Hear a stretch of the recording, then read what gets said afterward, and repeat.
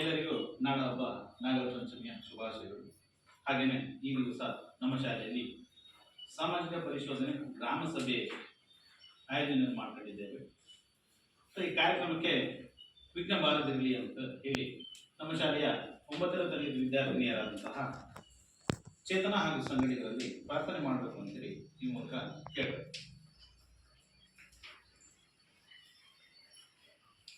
ಹೇ ಜಗದಾಂಬೆ ನಾ ಶರಣೆಂದೆ ಕರುಣಿಸಿ ಬಾರಮ್ಮ. ಹೇ ಜಗದಾಂಬೆ ನಾ ಶರಣೆಂದೆ ಕರುಣಿಸಿ ಬಾರಮ್ಮ.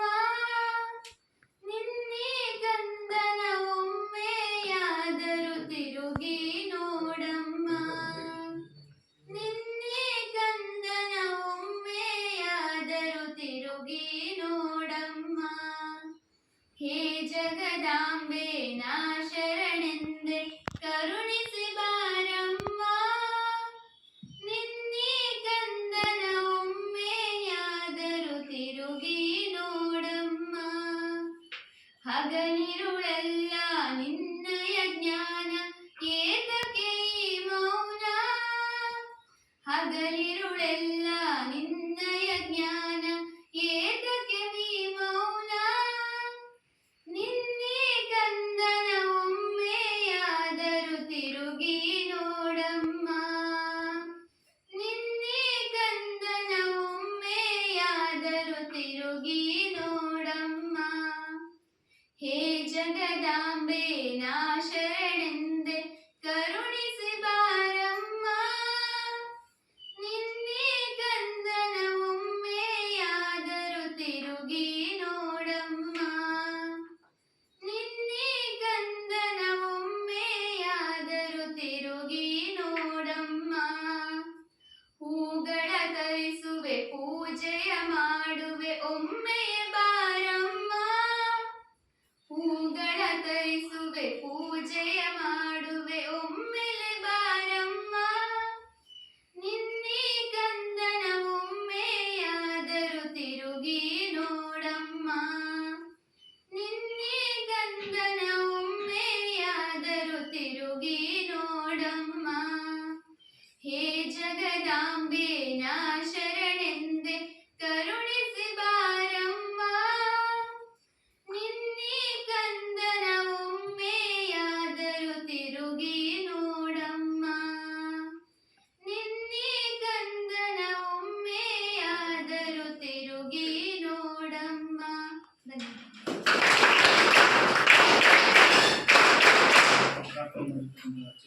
ಧನ್ಯವಾದಗಳು.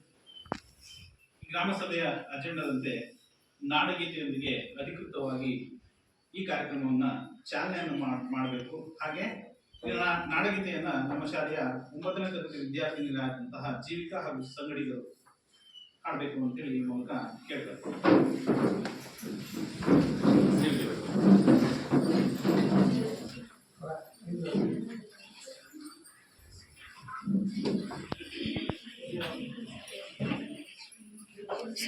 ರೆಡಿ ಹಾಡ್ತೇನೆ ಅಂದರೆ ಸ್ವಲ್ಪ ಓಕೆ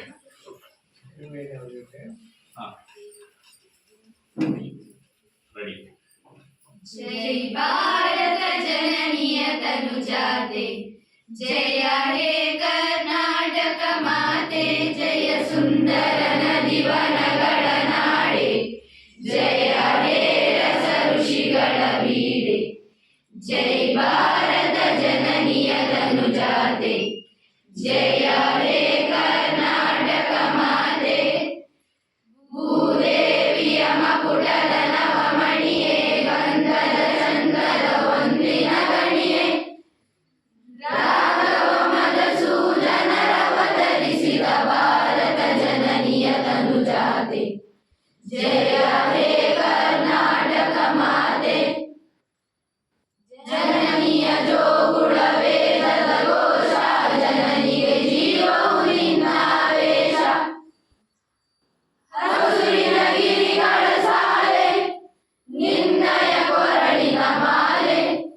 ಕಪಿಲ ಪತಂಜಲ ಗೌತಮ ದಿನನುತ ಭಾರತ ಜನನಿಯ ತನುಜಾತೆ ಜಯ ಹೇ ಮಾತೆ ಸರ್ವ ಜನಾಂಗದ ಶಾಂತಿಯ ತೋಟ ರಸಿಕರ ಕಂಗಳ ಸೆಳೆಯುವ ನೋಟ ಹಿಂದೂ ಕ್ರೈಸ್ತ ಮುಸಲ್ಮಾನ ಪಾರಸಿಕ ಜೈನರು ಧ್ಯಾನ ಜನಗಣ ಹೋಲುವ ದೊರೆಗಳ ಧಾಮ ಗಾಯಕ ವೈಣಿಕರ ರಾಮ ಕನ್ನಡ ನುಡಿ ಕುಡಿದಾಡುವ ದೇಹ ಕನ್ನಡ ತಾಯಿಯ ಮಕ್ಕಳ ದೇಹ ಭಾರತ ಜನನಿಯ ತನುಜಾತೆ ಜಯ ಹೇ ಕರ್ನಾಟಕ ಮಾತೆ ಜಯ ಹೇ ಕರ್ನಾಟಕ ಮಾತೆ ಜಯ ಹೇ ಕರ್ನಾಟಕ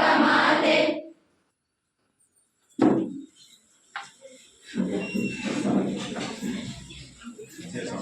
ಹಿಂದೆ ಬರ್ತದೆ. ಧನ್ಯವಾದಗಳು ಎಲ್ಲ ವಿದ್ಯಾರ್ಥಿಗಳು. ಸಂಪ್ರದಾಯದಂತೆ ನೆರೆದಿರುವ ಎಲ್ಲರನ್ನ ಶಾಲೆಯ ಪರವಾಗಿ, ಪೋಷಕರ ಪರವಾಗಿ, SDMC ಪರವಾಗಿ, ಮಕ್ಕಳ ಪರವಾಗಿ ನೆರೆದ ಎಲ್ಲ ಗಣ್ಯರನ್ನ ಹೃತ್ಪೂರ್ವಕವಾಗಿ ಸ್ವಾಗತವನ್ನು ಕೋರಬೇಕು ಅಂತೇಳಿ ನಮ್ಮ ಶಾಲೆಯ ಸಮಾಜ ವಿಜ್ಞಾನ ಶಿಕ್ಷಕರಾಗಿರ್ತಕ್ಕಂತಹ ಶ್ರೀಯುತ ಪ್ರಸನ್ನ ಸರ್ ಇವರಲ್ಲಿ ಕೇಳ್ಕೊಳ್ತಾರೆ.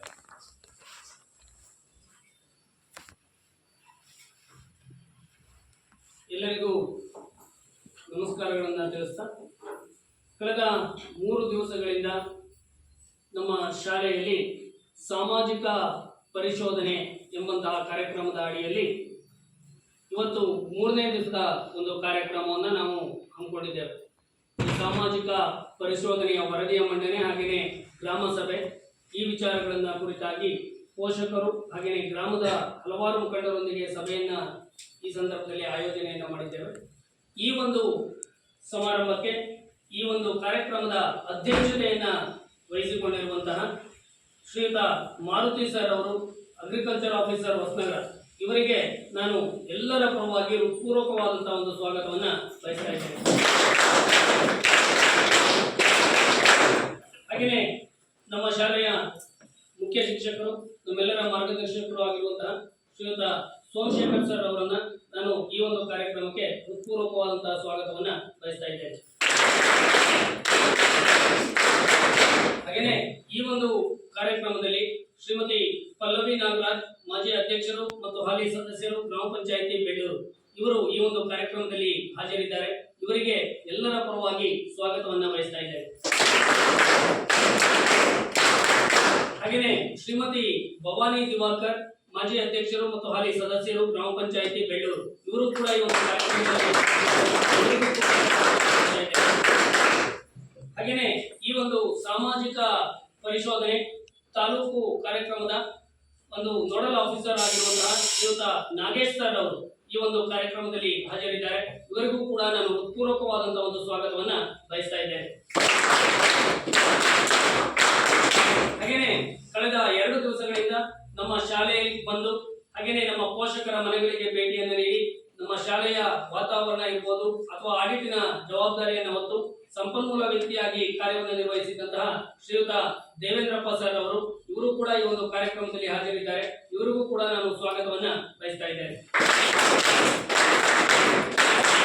ಹಾಗೆಯೇ ಈ ಒಂದು ಕಾರ್ಯಕ್ರಮದಲ್ಲಿ ನಮ್ಮ ಶಾಲೆಯ SDMCಯ ಅಧ್ಯಕ್ಷರಾಗಿರುವಂತಹ ಶ್ರೀಯುತ ದಿನೇಶ್ ಸರ್ ಅವರು ಈ ಒಂದು ಕಾರ್ಯಕ್ರಮದಲ್ಲಿ ಹಾಜರಿದ್ದಾರೆ. ಅವರಿಗೂ ಕೂಡ ನಾನು ಎಲ್ಲರ ಪರವಾಗಿ ಹೃತ್ಪೂರ್ವಕವಾದಂತಹ ಸ್ವಾಗತವನ್ನ ಬಯಸ್ತಾ ಇದ್ದೇನೆ. ಹಾಗೆಯೇ ಈ ಒಂದು ಕಾರ್ಯಕ್ರಮಕ್ಕೆ ಎಲ್ಲ ನಮ್ಮ ಪೋಷಕರು ಈ ಒಂದು ಕಾರ್ಯಕ್ರಮಕ್ಕೆ ಬಂದು ಈ ಒಂದು ಕಾರ್ಯಕ್ರಮದ ಯಶಸ್ಸಿಗೆ ನೀವು ಕೂಡ ನಮ್ಮ ಜೊತೆಯಲ್ಲಿ ಭಾಗಿಗಳಾಗಿದ್ದೀರಿ. ಈ ಒಂದು ಕಾರ್ಯಕ್ರಮಕ್ಕೆ ಎಲ್ಲ ಹಾಜರಿರುವಂತಹ ಹಾಗೆಯೇ ಎಲ್ಲ ಪೋಷಕ ಬಂಧುಗಳೇನಿದ್ದೀರಿ, ಎಲ್ಲ ಪೋಷಕರನ್ನು ನಾನು ಈ ಕಾರ್ಯಕ್ರಮಕ್ಕೆ ಹೃತ್ಪೂರ್ವಕವಾದಂತಹ ಒಂದು ಸ್ವಾಗತವನ್ನ ಬಯಸ್ತಾ ಇದ್ದೇನೆ. ಹಾಗೆಯೇ ಈ ಒಂದು ಕಾರ್ಯಕ್ರಮದಲ್ಲಿ ನಮ್ಮೆಲ್ಲ ಸಿಬ್ಬಂದಿ ವರ್ಗದವರು ಹಾಗೆಯೇ ಎಲ್ಲ ಮಕ್ಕಳು ಕೂಡ ಈ ಒಂದು ಕಾರ್ಯಕ್ರಮದಲ್ಲಿ ನೀವು ಕೂಡ ಉಪಸ್ಥಿತರಿದ್ದೀರಿ. ನಿಮ್ಮೆಲ್ಲರಿಗೂ ಕೂಡ ನಾನು ಹೃತ್ಪೂರ್ವಕವಾದಂತಹ ಒಂದು ಸ್ವಾಗತವನ್ನ ಈ ಒಂದು ಕಾರ್ಯಕ್ರಮಕ್ಕೆ ಬಯಸ್ತಾ ಇದ್ದೇನೆ. ಹಾಗೆಯೇ ನಮ್ಮ ಎಲ್ಲ SDMCಯ ಸದಸ್ಯರುಗಳು ಈ ಒಂದು ಕಾರ್ಯಕ್ರಮಕ್ಕೆ ಹಾಜರಿದ್ದು ಈ ಕಾರ್ಯಕ್ರಮದ ಯಶಸ್ಸಿಗೆ ನಮಗೆ ಸಹಕಾರವನ್ನ ನೀಡಿರ್ತಾರೆ. ಅವರಿಗೂ ಕೂಡ ನಾನು ಹೃತ್ಪೂರ್ವಕವಾದಂತಹ ಒಂದು ಸ್ವಾಗತವನ್ನ ಬಯಸ್ತಾ ಇದ್ದೇನೆ. ಒಂದು ಕಾರ್ಯಕ್ರಮಕ್ಕೆ ಸಹಕಾರವನ್ನು ನೀಡಿದಂತಹ ಎಲ್ಲರನ್ನೂ ಕೂಡ ನಾನು ಸ್ವಾಗತವನ್ನ ಮಾಡ್ತಾ ನನ್ನ ಈ ಸ್ವಾಗತ ಕಾರ್ಯಕ್ರಮವನ್ನ ಮುಗಿಸ್ತಾ ಇದ್ದೇನೆ. ಧನ್ಯವಾದಗಳು.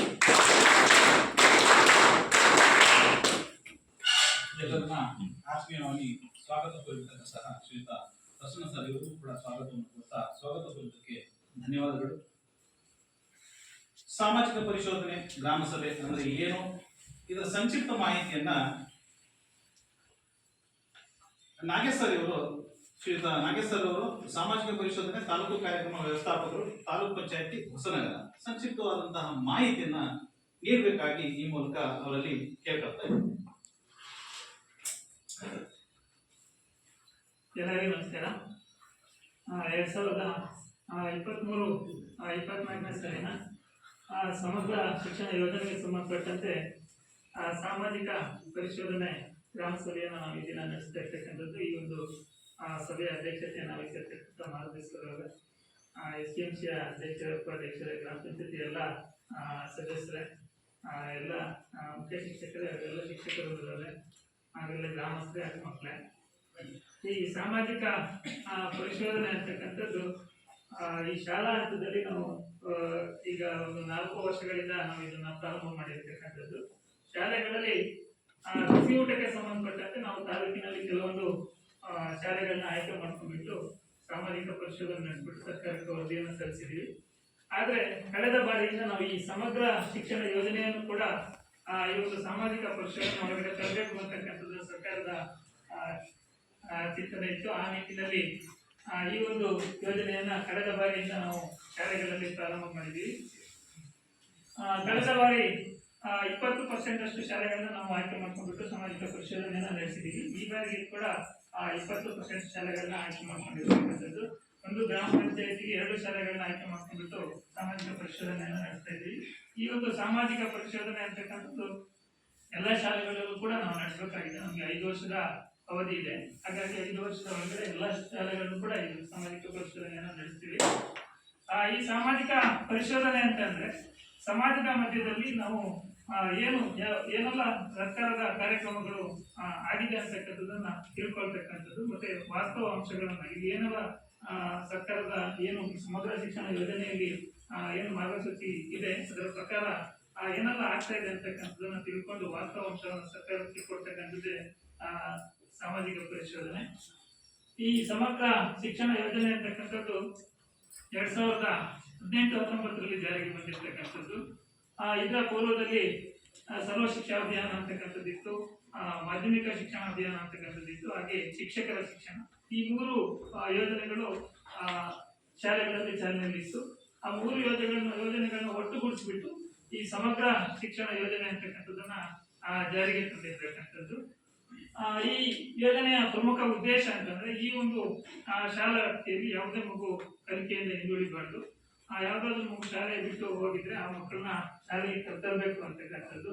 ಹಾಗೆ ಸಮಾನ ಶಿಕ್ಷಣವನ್ನು ನೀಡ್ತಕ್ಕಂಥದ್ದು, ಯಾವುದೇ ಜಾತಿ ಲಿಂಗ ತಾರತಮ್ಯ ಮಾಡದೆ ಸಮಾನವಾಗಿ ಎಲ್ಲರಿಗೂ ಶಿಕ್ಷಣವನ್ನು ಒದಗಿಸ್ತಕ್ಕಂಥದ್ದು.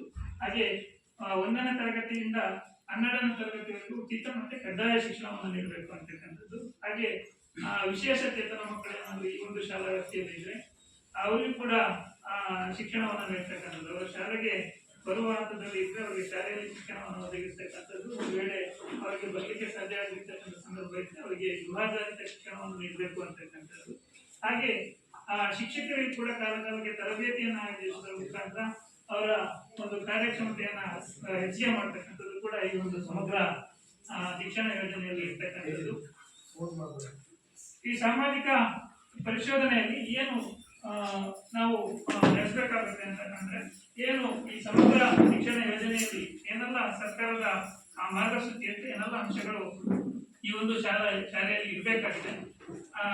ಮಕ್ಕಳಿಗೆ ಸಂಬಂಧಪಟ್ಟಂತೆ ಏನು ಉಚಿತ ಸಮವಸ್ತ್ರ ಇರ್ಬೋದು, ಮತ್ತೆ ಶೂಶಾಕ್ಷ ಇರ್ಬೋದು ಅಥವಾ ಪಠ್ಯಪುಸ್ತಕ ಇರ್ಬೋದು, ಎಲ್ಲವೂ ಕೂಡ ಸರಿಯಾಗಿ ಕಾಲದಲ್ಲಿ ಮಕ್ಕಳಿಗೆ ತಲುಪ್ತಾ ಇದೆಯಾ ಅಂತಕ್ಕಂಥದ್ದು. ಹಾಗೆ ಶಾಲಾ ಆವರಣಕ್ಕೆ ಸಂಬಂಧಪಟ್ಟಂತೆ ಆಟದ ಮೈದಾನ ಇರ್ಬೋದು, ಅಥವಾ ಶಾಲಾ ಬಿಲ್ಡಿಂಗ್ಗಳ ವ್ಯವಸ್ಥೆ ಇರ್ಬೋದು, ಗ್ರಂಥಾಲಯದ ವ್ಯವಸ್ಥೆ ಇರ್ಬೋದು, ಪ್ರಯೋಗಾಲಯದ ವ್ಯವಸ್ಥೆ ಇರ್ಬೋದು, ಇದೆಲ್ಲವೂ ಕೂಡ ಹೇಗಿದೆ ಅಂತಕ್ಕಂಥದ್ದು. ಹಾಗೆ ಶಿಕ್ಷಕರ ಕಾರ್ಯನಿರ್ವಹಣೆಗೆ ಸಂಬಂಧಪಟ್ಟಂತೆ ಅವರ ಸರಿಯಾದ ಸಮಯಕ್ಕೆ ಸರಿಯಾಗಿ ಬರ್ತಾ ಇದ್ದಾರಾ ಇಲ್ಲ ಅಂತಕ್ಕಂಥದ್ದು, ಮತ್ತೆ ಅವರ ಪಾಠ ಪ್ರವಚನದ ಬಗ್ಗೆ ಸಾರ್ವಜನಿಕರ ಹಾಗೆ ಪೋಷಕರ ಅಭಿಪ್ರಾಯ ಮತ್ತು ಮಕ್ಕಳ ಅಭಿಪ್ರಾಯ ಏನಿದೆ ಅಂತಕ್ಕಂಥದ್ದು ತಿಳ್ಕೊಳ್ತಕ್ಕಂಥದ್ದು. ಹಾಗೆ ಈ ಇನ್ನು ಒಟ್ಟು ನಮ್ಮ ಸರ್ಕಾರದಿಂದ ನಮಗೆ 134 ಅಂಶಗಳ ಕುರಿತಂತೆ ಒಂದು ವರದಿಯನ್ನ ಕೇಳಿರ್ತಕ್ಕಂಥದ್ದು ಎಲ್ಲ ಶಾಲೆಗಳಲ್ಲಿ. ಅದರಲ್ಲಿ ಏನೆಲ್ಲ ಅಂಶಗಳನ್ನು ನಮ್ಮ ಏನು ಪರಿಶೀಲನೆ ಮಾಡಬೇಕು ಅಂತ ಹೇಳಿದರೆ ಎಲ್ಲ ಅಂಶಗಳ ಕುರಿತಂತೆ ನಾವು ಈಗಾಗಲೇ 2-3 ದಿನಗಳಿಂದ ಎಲ್ಲ ಆಯ್ಕೆಗಳನ್ನು ಕೂಡ ಪರಿಶೀಲನೆ ನಡೆಸಿದ್ದೀವಿ. ಅದಕ್ಕೆ ಸಂಬಂಧಪಟ್ಟಂತೆ ಏನೆಲ್ಲ ಅಂಶಗಳು ಕಂಡು ಬಂದಿದೆ ಅಂತಕ್ಕಂಥದ್ದು ನಾವು ಇದು ಸಾಮಾಜಿಕ ಪರಿಶೋಧನೆ ಆಗಿರೋದ್ರಿಂದ ನಾವು ಯಾವುದೇ ವರದಿಯನ್ನು ನೇರವಾಗಿ ಸರ್ಕಾರಕ್ಕೆ ಕೊಡ್ತಕ್ಕಂಥದ್ದಿಲ್ಲ. ಗ್ರಾಮ ಸಭೆ ಅಥವಾ ಶಾಲೆಗಳಲ್ಲಿ ಅಂದ್ರೆ ಶಾಲಾ ಪೋಷಕರ ಸಭೆಗಳನ್ನ ಕರೆದ್ಬಿಟ್ಟು ಆ ಸಭೆಗಳಲ್ಲಿ ಎಲ್ಲ ವರದಿಯನ್ನ ಇಡ್ತಕ್ಕಂಥದ್ದು ಇಟ್ಟು ಉತ್ತಮ ಅಂಶಗಳಿರ್ಬೋದು ಅಥವಾ ಲೋಪದೋಷಗಳಿರ್ಬೋದು ಎಲ್ಲವನ್ನು ಕುರಿತಂತೆ ಚರ್ಚೆಗೆ ಒಳಪಡಿಸಿ ಚರ್ಚೆಯನ್ನು ಮಾಡಿ ನಾವು ಸರ್ಕಾರಕ್ಕೆ ವರದಿಯನ್ನ ಸಲ್ಲಿಸತಕ್ಕಂಥ ಪ್ರಕ್ರಿಯೆ ಇದೆ. ಇದರಲ್ಲಿ ಈಗೇನು ನಾವೆಲ್ಲ ಗಮನಿಸಿದ್ವಿ ಎಲ್ಲ ಅಂಶಗಳನ್ನು ಕೂಡ ತಮ್ಮ ಮುಂದೆ ಇಡ್ತೀವಿ. ಹಾಗೆ ತಾವುಗಳು ಕೂಡ ಎಲ್ಲ ಅಂಶಗಳ ಕುರಿತಂತೆ ಮುಕ್ತವಾಗಿ ಚರ್ಚೆ ಮಾಡಲಿಕ್ಕೆ ಅವಕಾಶ ಇದೆ. ಈ ಸಾಮಾಜಿಕ ಪರಿಶೋಧನೆ ಅತ್ಯಂತ ಪಾರದರ್ಶಕವಾಗಿ ಮಾಡಬೇಕಾಗಿರೋದ್ರಿಂದ ನಾವು ಇದನ್ನ ಯೂಟ್ಯೂಬ್ ಲೈವ್ ಕಾರ್ಯಕ್ರಮದಲ್ಲಿ ಮಾಡಬೇಕು. ಅಂದ್ರೆ ಈ ನೆಟ್ವರ್ಕ್ ಸಮಸ್ಯೆ ಇರೋದ್ರಿಂದ ನಾವು ಈಗಾಗಲೇ ಈ ವಿಡಿಯೋನ ಮಾಡ್ಕೊತಿದ್ದೀವಿ. ನಾವು ತದನಂತರ ಅದನ್ನ ಯೂಟ್ಯೂಬ್ಗೆ ಅಪ್ಲೋಡ್ ಮಾಡ್ತೀವಿ. ಎಲ್ಲರೂ ಕೂಡ ಯೂಟ್ಯೂಬಲ್ಲೂ ಕೂಡ ಈ ಕಾರ್ಯಕ್ರಮವನ್ನು ವೀಕ್ಷಣೆ ಮಾಡ್ಬೋದು. ಎಲ್ಲರೂ ಕೂಡ ಮುಕ್ತವಾಗಿ ಒಂದು ಸಾಮಾಜಿಕ ಪರಿಶೋಧನೆಯಲ್ಲಿ ಭಾಗವಹಿಸಿ ಅಂತ ಹೇಳ್ತಾ ನನಗೆ ಪ್ರಾಸ್ತಾವಿಕವಾಗಿ ಮಾತಾಡಲಿಕ್ಕೆ ಅವಕಾಶ ಕೊಟ್ಟಿದ್ದು ನಮ್ಮೆಲ್ಲರಿಗೂ ಒಂದು ಮಾಡ್ತೀನಿ.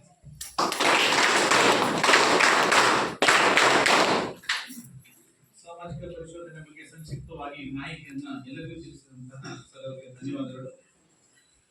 ವರದಿ ಮಂಡನೆ ಏನು 3 ದಿನ ನಮ್ಮ ಶಾಲೆಗೆ ಬಂದು ಎಲ್ಲ ವಿದ್ಯಾರ್ಥಿಗಳು ಹಾಗೆ ಕೆಲವೊಂದು ವಿದ್ಯಾರ್ಥಿಯ ಮನೆಗಳಿಗೆ ಭೇಟಿ ನೀಡಿ ವರದಿಯನ್ನು ತಯಾರು ಮಾಡಿದ್ದಾರೆ ಸರ್ ಅವರು.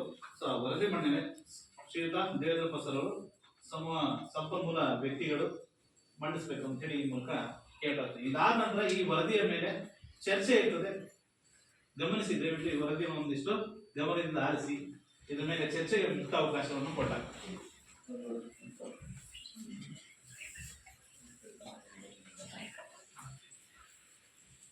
ಎಲ್ಲರಿಗೂ ನಮಸ್ಕಾರ. ಸಮಗ್ರ ಶಿಕ್ಷಣ ಯೋಜನೆ ಅಂತಕ್ಕಂಥದ್ದು ಸರ್ಕಾರದ ಶಿಕ್ಷಣ ಇಲಾಖೆಯಲ್ಲಿ ಅನುಷ್ಠಾನದಲ್ಲಿರ್ತಕ್ಕಂಥ ಒಂದು ಯೋಜನೆ. ಸಮಗ್ರ ಶಿಕ್ಷಣ ಅಂದರೆ ಏನು ಹಾಗಾದ್ರೆ? ಸಮಗ್ರ ಶಿಕ್ಷಣ ಅಂತ ಹೇಳಿದರೆ ಮಕ್ಕಳಿಗೆ ತರಗತಿ ಕೊಠಡಿಗಳಲ್ಲಿ ಬರೀ ಪಾಠ ಪ್ರವಚನಗಳೇ ಶಿಕ್ಷಣ ಅಲ್ಲ. ಪಾಠ ಪ್ರವಚನ ಜೊತೆಯಲ್ಲಿ ಸಮಗ್ರವಾಗಿರ್ತಕ್ಕಂಥ ಶಿಕ್ಷಣ ಅಂದರೆ ಪಠ್ಯೇತರವಾಗಿರ್ತಕ್ಕಂಥ ಚಟುವಟಿಕೆಗಳು ಸಹ ಶಿಕ್ಷಣವೇ. ಪಠ್ಯೇತರ ಚಟುವಟಿಕೆಗಳು ಅಂದರೆ ಏನಾಗಾದ್ರೆ ಕ್ರೀಡಾ ಚಟುವಟಿಕೆಗಳಿರ್ಬೋದು, ಪ್ರತಿಭೆಗೆ ಸಂಬಂಧಪಟ್ಟಿರ್ತಕ್ಕಂಥ ಚಟುವಟಿಕೆಗಳಿರ್ಬೋದು, ವೃತ್ತಿ ಕೌಶಲ್ಯಕ್ಕೆ ಸಂಬಂಧಪಟ್ಟಿರ್ತಕ್ಕಂಥ ಚಟುವಟಿಕೆಗಳಿರ್ಬೋದು, ವಿಜ್ಞಾನ ಮತ್ತು ತಂತ್ರಜ್ಞಾನಕ್ಕೆ ಸಂಬಂಧಪಟ್ಟಿರ್ತಕ್ಕಂಥ ವೈಜ್ಞಾನಿಕ ಮನೋಭಾವನೆ ಕಲಿಕೆಯನ್ನು ಮಾಡ್ತಕ್ಕಂಥ ಚಟುವಟಿಕೆಗಳಿರ್ಬೋದು, ಇತ್ತೀಚಿನ ಡಿಜಿಟಲ್ ಮಾಧ್ಯಮಗಳ ಮೂಲಕ ತಂತ್ರಾಂಶಯುಕ್ತವಾಗಿರ್ತಕ್ಕಂಥ ಅನೇಕ ಗುಣಮಟ್ಟದ ಕಲಿಕೆಗಳಿರ್ಬೋದು. ಇವುಗಳೆಲ್ಲವನ್ನ ಈ ಸಮಗ್ರ ಶಿಕ್ಷಣ ಯೋಜನೆ ಒಳಗೊಂಡಿದೆ. ಅವುಗಳ ಎಲ್ಲ ಕಲಿಕೆ ಶಾಲಾ ಹಂತದಲ್ಲಿ ಆಗಬೇಕು ಅಂತಕ್ಕಂಥದ್ದು ಸರ್ಕಾರದ ಒಂದು ಉದ್ದೇಶ. ಹಾಗಾಗಿ 2018-19ರಿಂದ ಈ ಹಿಂದೆ ಇರ್ತಕ್ಕಂಥ ಶಿಕ್ಷಣ ಇಲಾಖೆ ಯೋಜನೆಗಳಲ್ಲಿರ್ತಕ್ಕಂಥ ಎಲ್ಲ ಯೋಜನೆಗಳನ್ನ ಒಗ್ಗೂಡಿಸಿ ಸಮಗ್ರ ಶಿಕ್ಷಣ ಯೋಜನೆಯಿಂದ 2018-19ರಿಂದ ಎಲ್ಲ ಸರ್ಕಾರಿ ಶಾಲಾ ಹಂತಗಳಲ್ಲಿ ಜಾರಿಗೆ ತಂದಿದೆ ಸರ್ಕಾರ.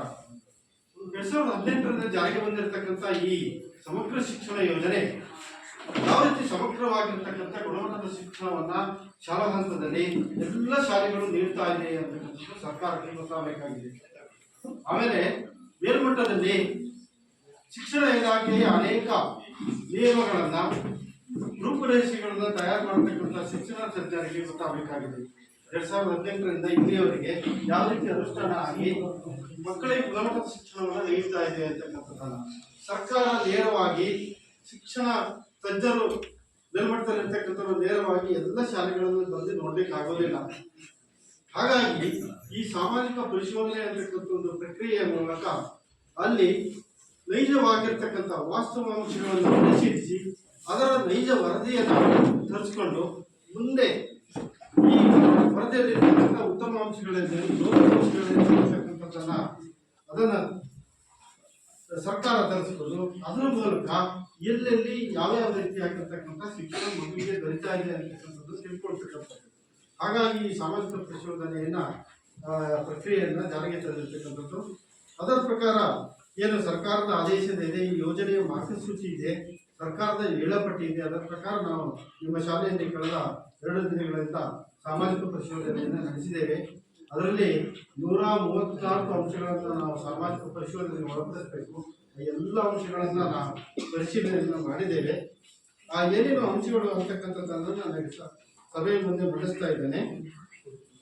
ಅದರಲ್ಲಿ 2023-24ರಲ್ಲಿ ಈ ಶಾಲೆಯಲ್ಲಿ 8ನೇ ತರಗತಿಯಿಂದ 10ನೇ ತರಗತಿಯವರೆಗೆ ಒಟ್ಟು 96 ವಿದ್ಯಾರ್ಥಿಗಳು ಕಲಿಕೆಯನ್ನ ಮಾಡ್ತಾ ಇದ್ರು. 92 ವಿದ್ಯಾರ್ಥಿಗಳು 2023-24ರಲ್ಲಿ ಕಲಿಕೆಯನ್ನು ಮಾಡ್ತಾ ಇದ್ರು. 24-25ರಲ್ಲಿ 96 ವಿದ್ಯಾರ್ಥಿಗಳು ಕಲಿಕೆಯನ್ನು ಮಾಡ್ತಾ ಇದ್ರು. ಈ ಪ್ರಸ್ತುತ ಸಾಲಿನಲ್ಲಿ 25-26ನೇ ಸಾಲಿನಲ್ಲಿ 86 ವಿದ್ಯಾರ್ಥಿಗಳು ಕಲಿಕೆಯನ್ನು ಮಾಡ್ತಾ ಇದ್ದಾರೆ. ಏಕೆಂದರೆ ವರ್ಷದಿಂದ ವರ್ಷಕ್ಕೆ ಮಕ್ಕಳ ಸಂಖ್ಯೆ ದಾಖಲಾತಿ ಸರ್ಕಾರಿ ಶಾಲೆಗಳಲ್ಲಿ ಕಡಿಮೆ ಆಗ್ತಾ ಇದೆ. ಆಮೇಲೆ ಶಾಲೆಗಳಲ್ಲಿ ಈ ಸಮಗ್ರ ಶಿಕ್ಷಣ ಯೋಜನೆಯ ಮಾರ್ಗಸೂಚಿ ಪ್ರಕಾರ ಶಾಲೆ ನಿರ್ವಹಣೆಗೆ ಕೆಲವೊಂದು ಅನುದಾನಗಳನ್ನ ಸರ್ಕಾರ ನೀಡ್ತಾ ಇದೆ. ಆ ಅನುದಾನವನ್ನ ಹೇಗೆ ಬಳಕೆ ಮಾಡಿಕೊಂಡು ಮೂಲಭೂತ ಸೌಕರ್ಯಗಳನ್ನ ನಿರ್ವಹಣೆ ಮಾಡಿ ಮಕ್ಕಳಿಗೆ ಕಲಿಕೆಗೆ ಪೂರಕವಾಗಿರ್ತಕ್ಕಂಥ ಶಾಲಾ ವಾತಾವರಣವನ್ನು ನಿರ್ಮಾಣ ಮಾಡಿಕೊಂಡಿದೆ ಅಂತಕ್ಕಂಥದ್ದನ್ನು ನಾವು ಪರಿಶೀಲನೆಗೆ ಒಳಪಡಿಸಬೇಕಾಗ್ತದೆ. ಅದರ ಪ್ರಕಾರ 2023-24ನೇ ಸಾಲಿನಲ್ಲಿ ಏನೇನು ಅನುದಾನ ಶಾಲೆಗೆ ಬಂದಿದೆ, ಅದು ಹೇಗೆ ಅದು ಇಲ್ಲಿ ಉಪಯೋಗ ಆಗಿದೆ, ಅನುಷ್ಠಾನ ಆಗಿದೆ ಅಂತಕ್ಕಂಥದ್ದನ್ನ ನಾವು ಪರಿಶೀಲನೆ ಮಾಡಬೇಕಾಗ್ತದೆ. ಅದರಲ್ಲಿ ಶಾಲಾ ಅನುದಾನ ಅಂತಕ್ಕಂಥದ್ದು 37,180 ರೂಪಾಯಿ ಅನುದಾನ ಬಂದಿದೆ. ಆಮೇಲೆ ಕುಡಿಯುವ ನೀರು ಮತ್ತು ಸ್ವಚ್ಛತೆಗೆ ಸಂಬಂಧಪಟ್ಟಂತೆ 28,695 ರೂಪಾಯಿ ಅನುದಾನ ಬಂದಿದೆ. ಮಕ್ಕಳಿಗೆ ಸುಸಾಕ್ಸ್ ಪಡ್ತಕ್ಕಂಥದ್ದು 29,060 ರೂಪಾಯಿ ಬಂದಿದೆ.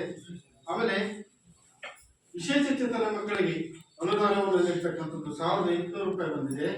ಆಮೇಲೆ ಹೆಣ್ಣು ಮಕ್ಕಳ ಮಕ್ಕಳಿಗೆ ಕರಾಟೆ ಕಲಿಸ್ತಕ್ಕಂಥ ಒಂದು ಸ್ವಯಂ ರಕ್ಷಣಾ ಅದು ತರಬೇತಿ, ಅದು 100,000 ರೂಪಾಯಿ ಬಂದಿದೆ.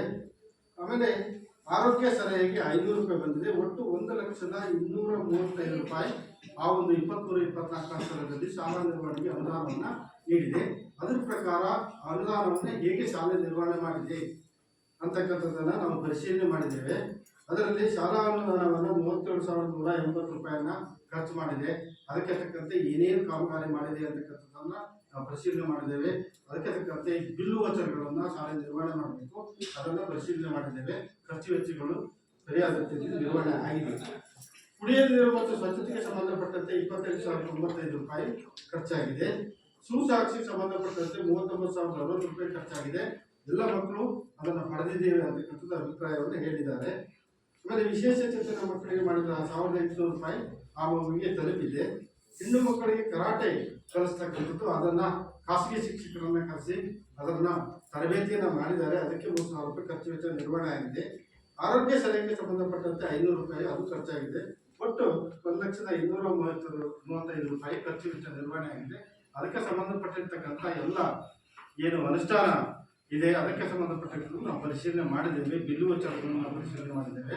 ಈ ಖರ್ಚು ವೆಚ್ಚಕ್ಕೆ ತಕ್ಕಂಥ ಅದರ ನಿರ್ವಹಣೆ ಆಗಿರ್ತಕ್ಕಂಥದ್ದು ಕಂಡು ಬಂತು. ಅದೇ ರೀತಿ ಯೋಜನೆಗೆ ಸಂಬಂಧಪಟ್ಟಂತೆ ಯಾವ್ಯಾವ ಅಂಶಗಳನ್ನು ನಾವು ಪರಿಶೀಲನೆ ಮಾಡಬೇಕು ಅಂತಕ್ಕಂಥದ್ದು. ಅದರಲ್ಲಿ ಸರ್ಕಾರ ಈ ಸಮಗ್ರ ಶಿಕ್ಷಣ ಯೋಜನೆಯಲ್ಲಿ ಉಚಿತವಾಗಿರ್ತಕ್ಕಂಥ ಪಠ್ಯಪುಸ್ತಕ, ಸಮವಸ್ತ್ರಗಳು, ಆಮೇಲೆ ಸುಸಾಕ್ಸ್ ಇರ್ಬೋದು, ಬ್ಯಾಗ್ಗಳಿರ್ಬೋದು, ಆಮೇಲೆ ಬೆಳಿಗ್ಗೆ ಹಾಲು ಇರ್ಬೋದು, ಮಧ್ಯಾಹ್ನದ ಬಿಸಿ ಊಟ ಇರ್ಬೋದು, ಅದಕ್ಕೆ ಸಂಬಂಧಪಟ್ಟಿರ್ತಕ್ಕಂಥ ಮೊಟ್ಟೆ ಇರ್ಬೋದು, ಹೀಗೆ ಅನೇಕ ರೀತಿಯಾಗಿರ್ತಕ್ಕಂಥ ಸಂಬಂಧಪಟ್ಟಿರ್ತಕ್ಕಂಥ ಯೋಜನೆಯನ್ನು ಹಾಕಿಕೊಂಡು ಮಕ್ಕಳಿಗೆ ಉಚಿತವಾಗಿ ನೀಡ್ತಾ ಇದೆ. ಏಕೆ ಅಂತಂದರೆ ಮಕ್ಕಳು ಗುಣಮಟ್ಟದ ಶಿಕ್ಷಣವನ್ನು ಸರ್ಕಾರಿ ಶಾಲೆಗಳಲ್ಲಿ ಪಡೆಯಲಿ ಅಂತಕ್ಕಂಥ ಉದ್ದೇಶವನ್ನು ಅದು ಯಾವ ರೀತಿ ಶಾಲೆಯಲ್ಲಿ ನಿರ್ವಹಣೆ ಆಗಿದೆ ಅಂತಕ್ಕಂಥದ್ದನ್ನು ನಾವು ಪರಿಶೀಲನೆ ಮಾಡಬೇಕು. ಅದರಲ್ಲಿ ಮಕ್ಕಳು ಪಠ್ಯಪುಸ್ತಕಗಳನ್ನು ಬರೆದಿದ್ದಾರೆ. 2023-24, 24-25, 25-26ರಲ್ಲಿ ನಾವು ಪಠ್ಯಪುಸ್ತಕಕ್ಕೆ ಸಂಬಂಧಪಟ್ಟಿರ್ತಕ್ಕಂಥ ನಿರ್ವಹಣಾ ವಹಿಯನ್ನು ನಿರ್ಮಾಣ ಮಾಡಬೇಕು ಶಾಲೆ.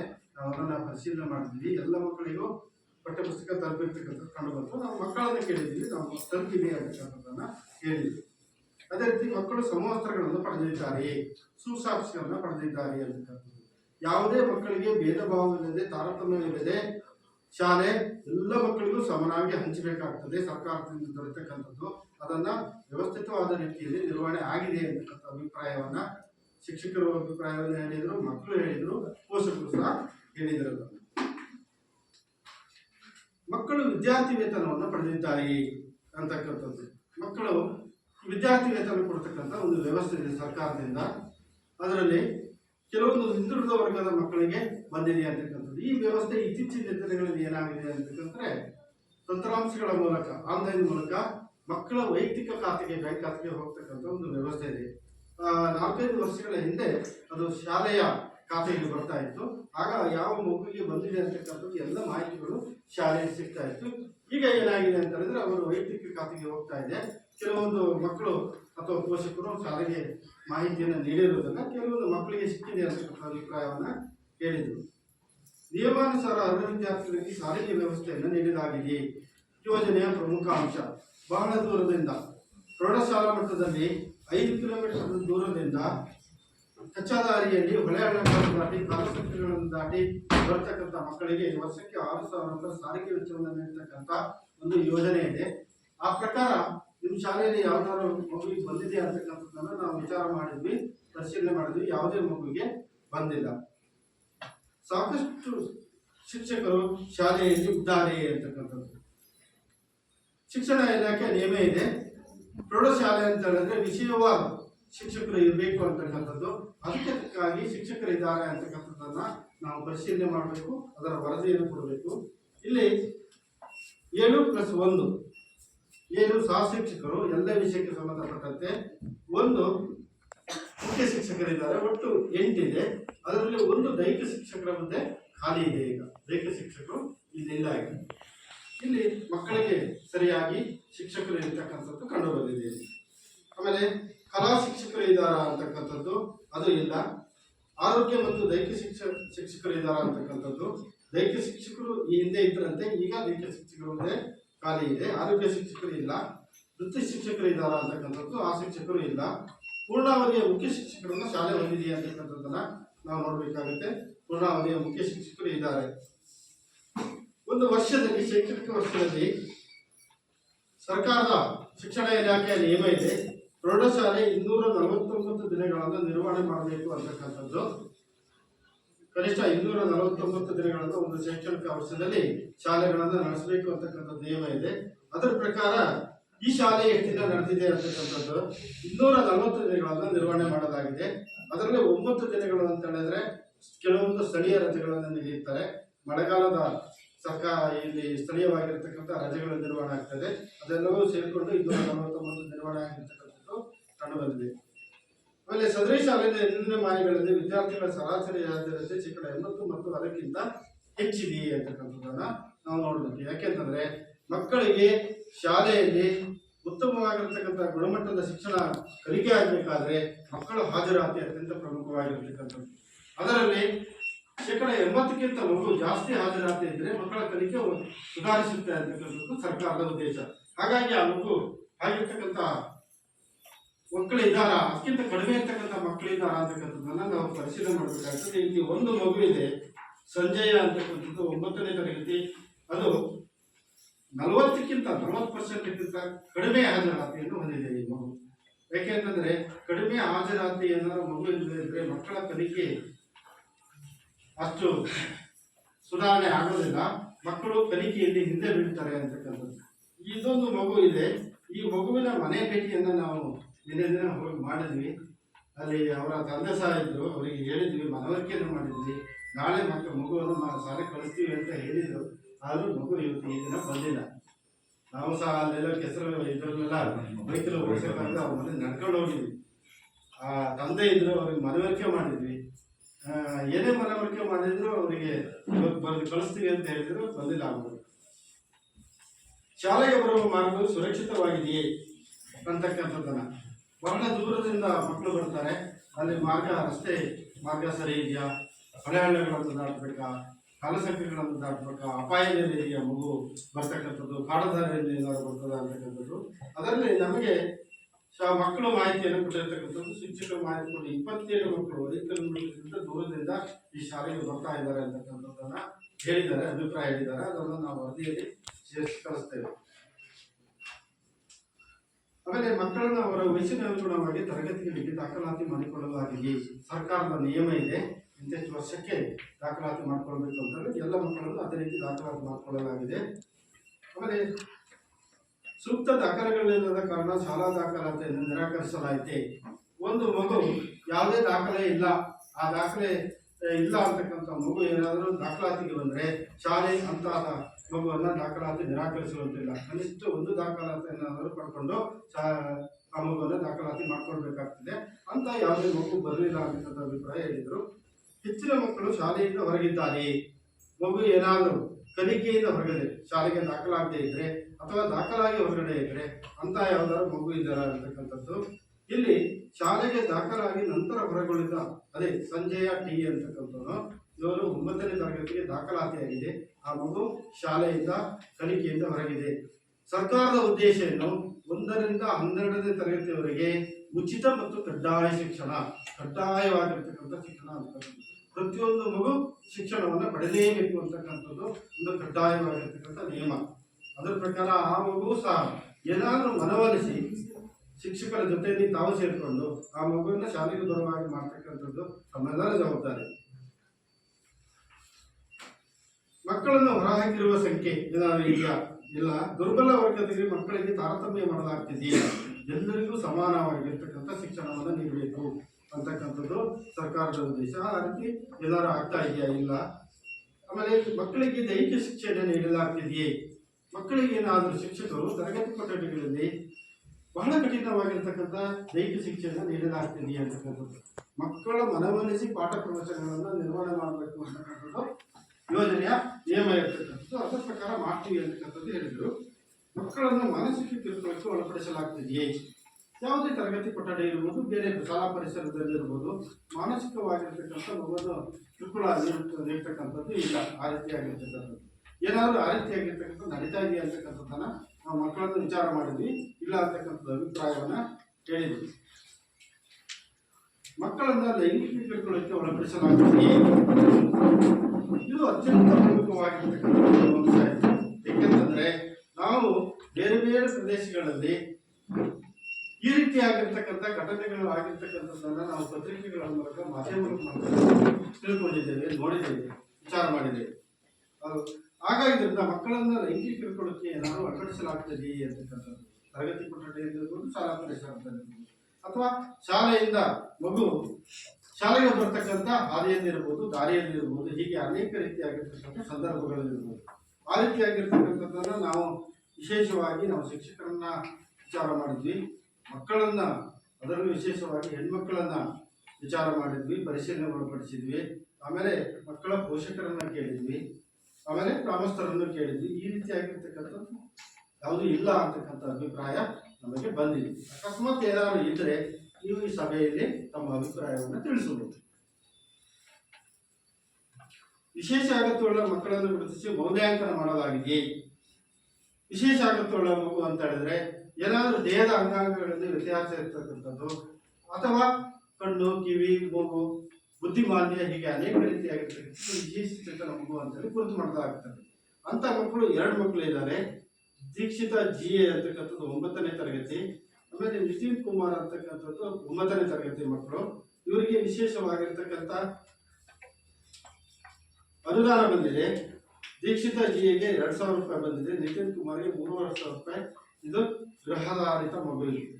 ಆ ಗೃಹಾಧಾರಿತ ಮಕ್ಕಳಿಗೆ ವಿಶೇಷವಾಗಿರ್ತಕ್ಕಂಥ ಬೇರೆ ಬೇರೆ ರೀತಿಯಾಗಿರ್ತಕ್ಕಂಥ ಸೌಲಭ್ಯಗಳು, ಸೌಕರ್ಯಗಳಿರ್ತದೆ. ಅದು ತಲುಪಿದೆಯಾ ಅಂತಕ್ಕಂಥದ್ದನ್ನ ನಾವು ಪರಿಶೀಲನೆ ಮಾಡಬೇಕು. ಮತ್ತು ಅವರಿಗೆ ಅಲ್ಲಿ ಮನೆಗೆ ಬಂದು ಆ ಮಗುವಿಗೆ ಪಾಠ ಮಾಡ್ತಕ್ಕಂಥ ಒಂದು ವಿಶೇಷ ಶಿಕ್ಷಕರನ್ನ ಸರ್ಕಾರ ನೇಮಕ ಮಾಡ್ತದೆ. ಅದನ್ನು ನಾವು ವಿಚಾರ ಮಾಡಿದಾಗ ಯಾವುದೇ ಗೃಹಾಧಾರಿತ ಶಿಕ್ಷಣವನ್ನ ಶಿಕ್ಷಕರು ಮಾಡ್ತಾ ಇಲ್ಲ ಅಂತಕ್ಕಂಥ ಅಭಿಪ್ರಾಯವನ್ನ ವ್ಯಕ್ತಪಡಿಸಿದರು. ಆಮೇಲೆ ವಿಶೇಷವಾಗಿರುವ ಮಕ್ಕಳಿಗೆ ಸಾಧನೆ ಸಲಕರಣೆಗಳನ್ನು ನೀಡಿದೆ. ಒಂದು ಮಗುವಿಗೆ ಕಿವಿಗೆ ಸಂಬಂಧಪಟ್ಟಿರ್ತಕ್ಕಂಥದ್ದು ಕಿಟ್ ಅನ್ನ ನೀಡಿದ್ದಾರೆ ಅಂತಕ್ಕಂಥದ್ದು.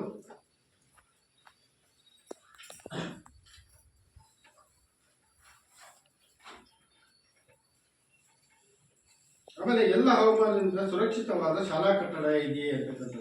ಮಕ್ಕಳಿಗೆ ಒಂದು ಪೂರಕವಾಗಿರ್ತಕ್ಕಂಥ ಕಲಿಕಾ ವಾತಾವರಣವನ್ನು ನಿರ್ಮಾಣ ಮಾಡಬೇಕಾದ್ರೆ ಅಲ್ಲಿ ಉತ್ತಮವಾಗಿರ್ತಕ್ಕಂಥ ಒಂದು ಶಾಲಾ ಪರಿಸರ ಇರಬೇಕು.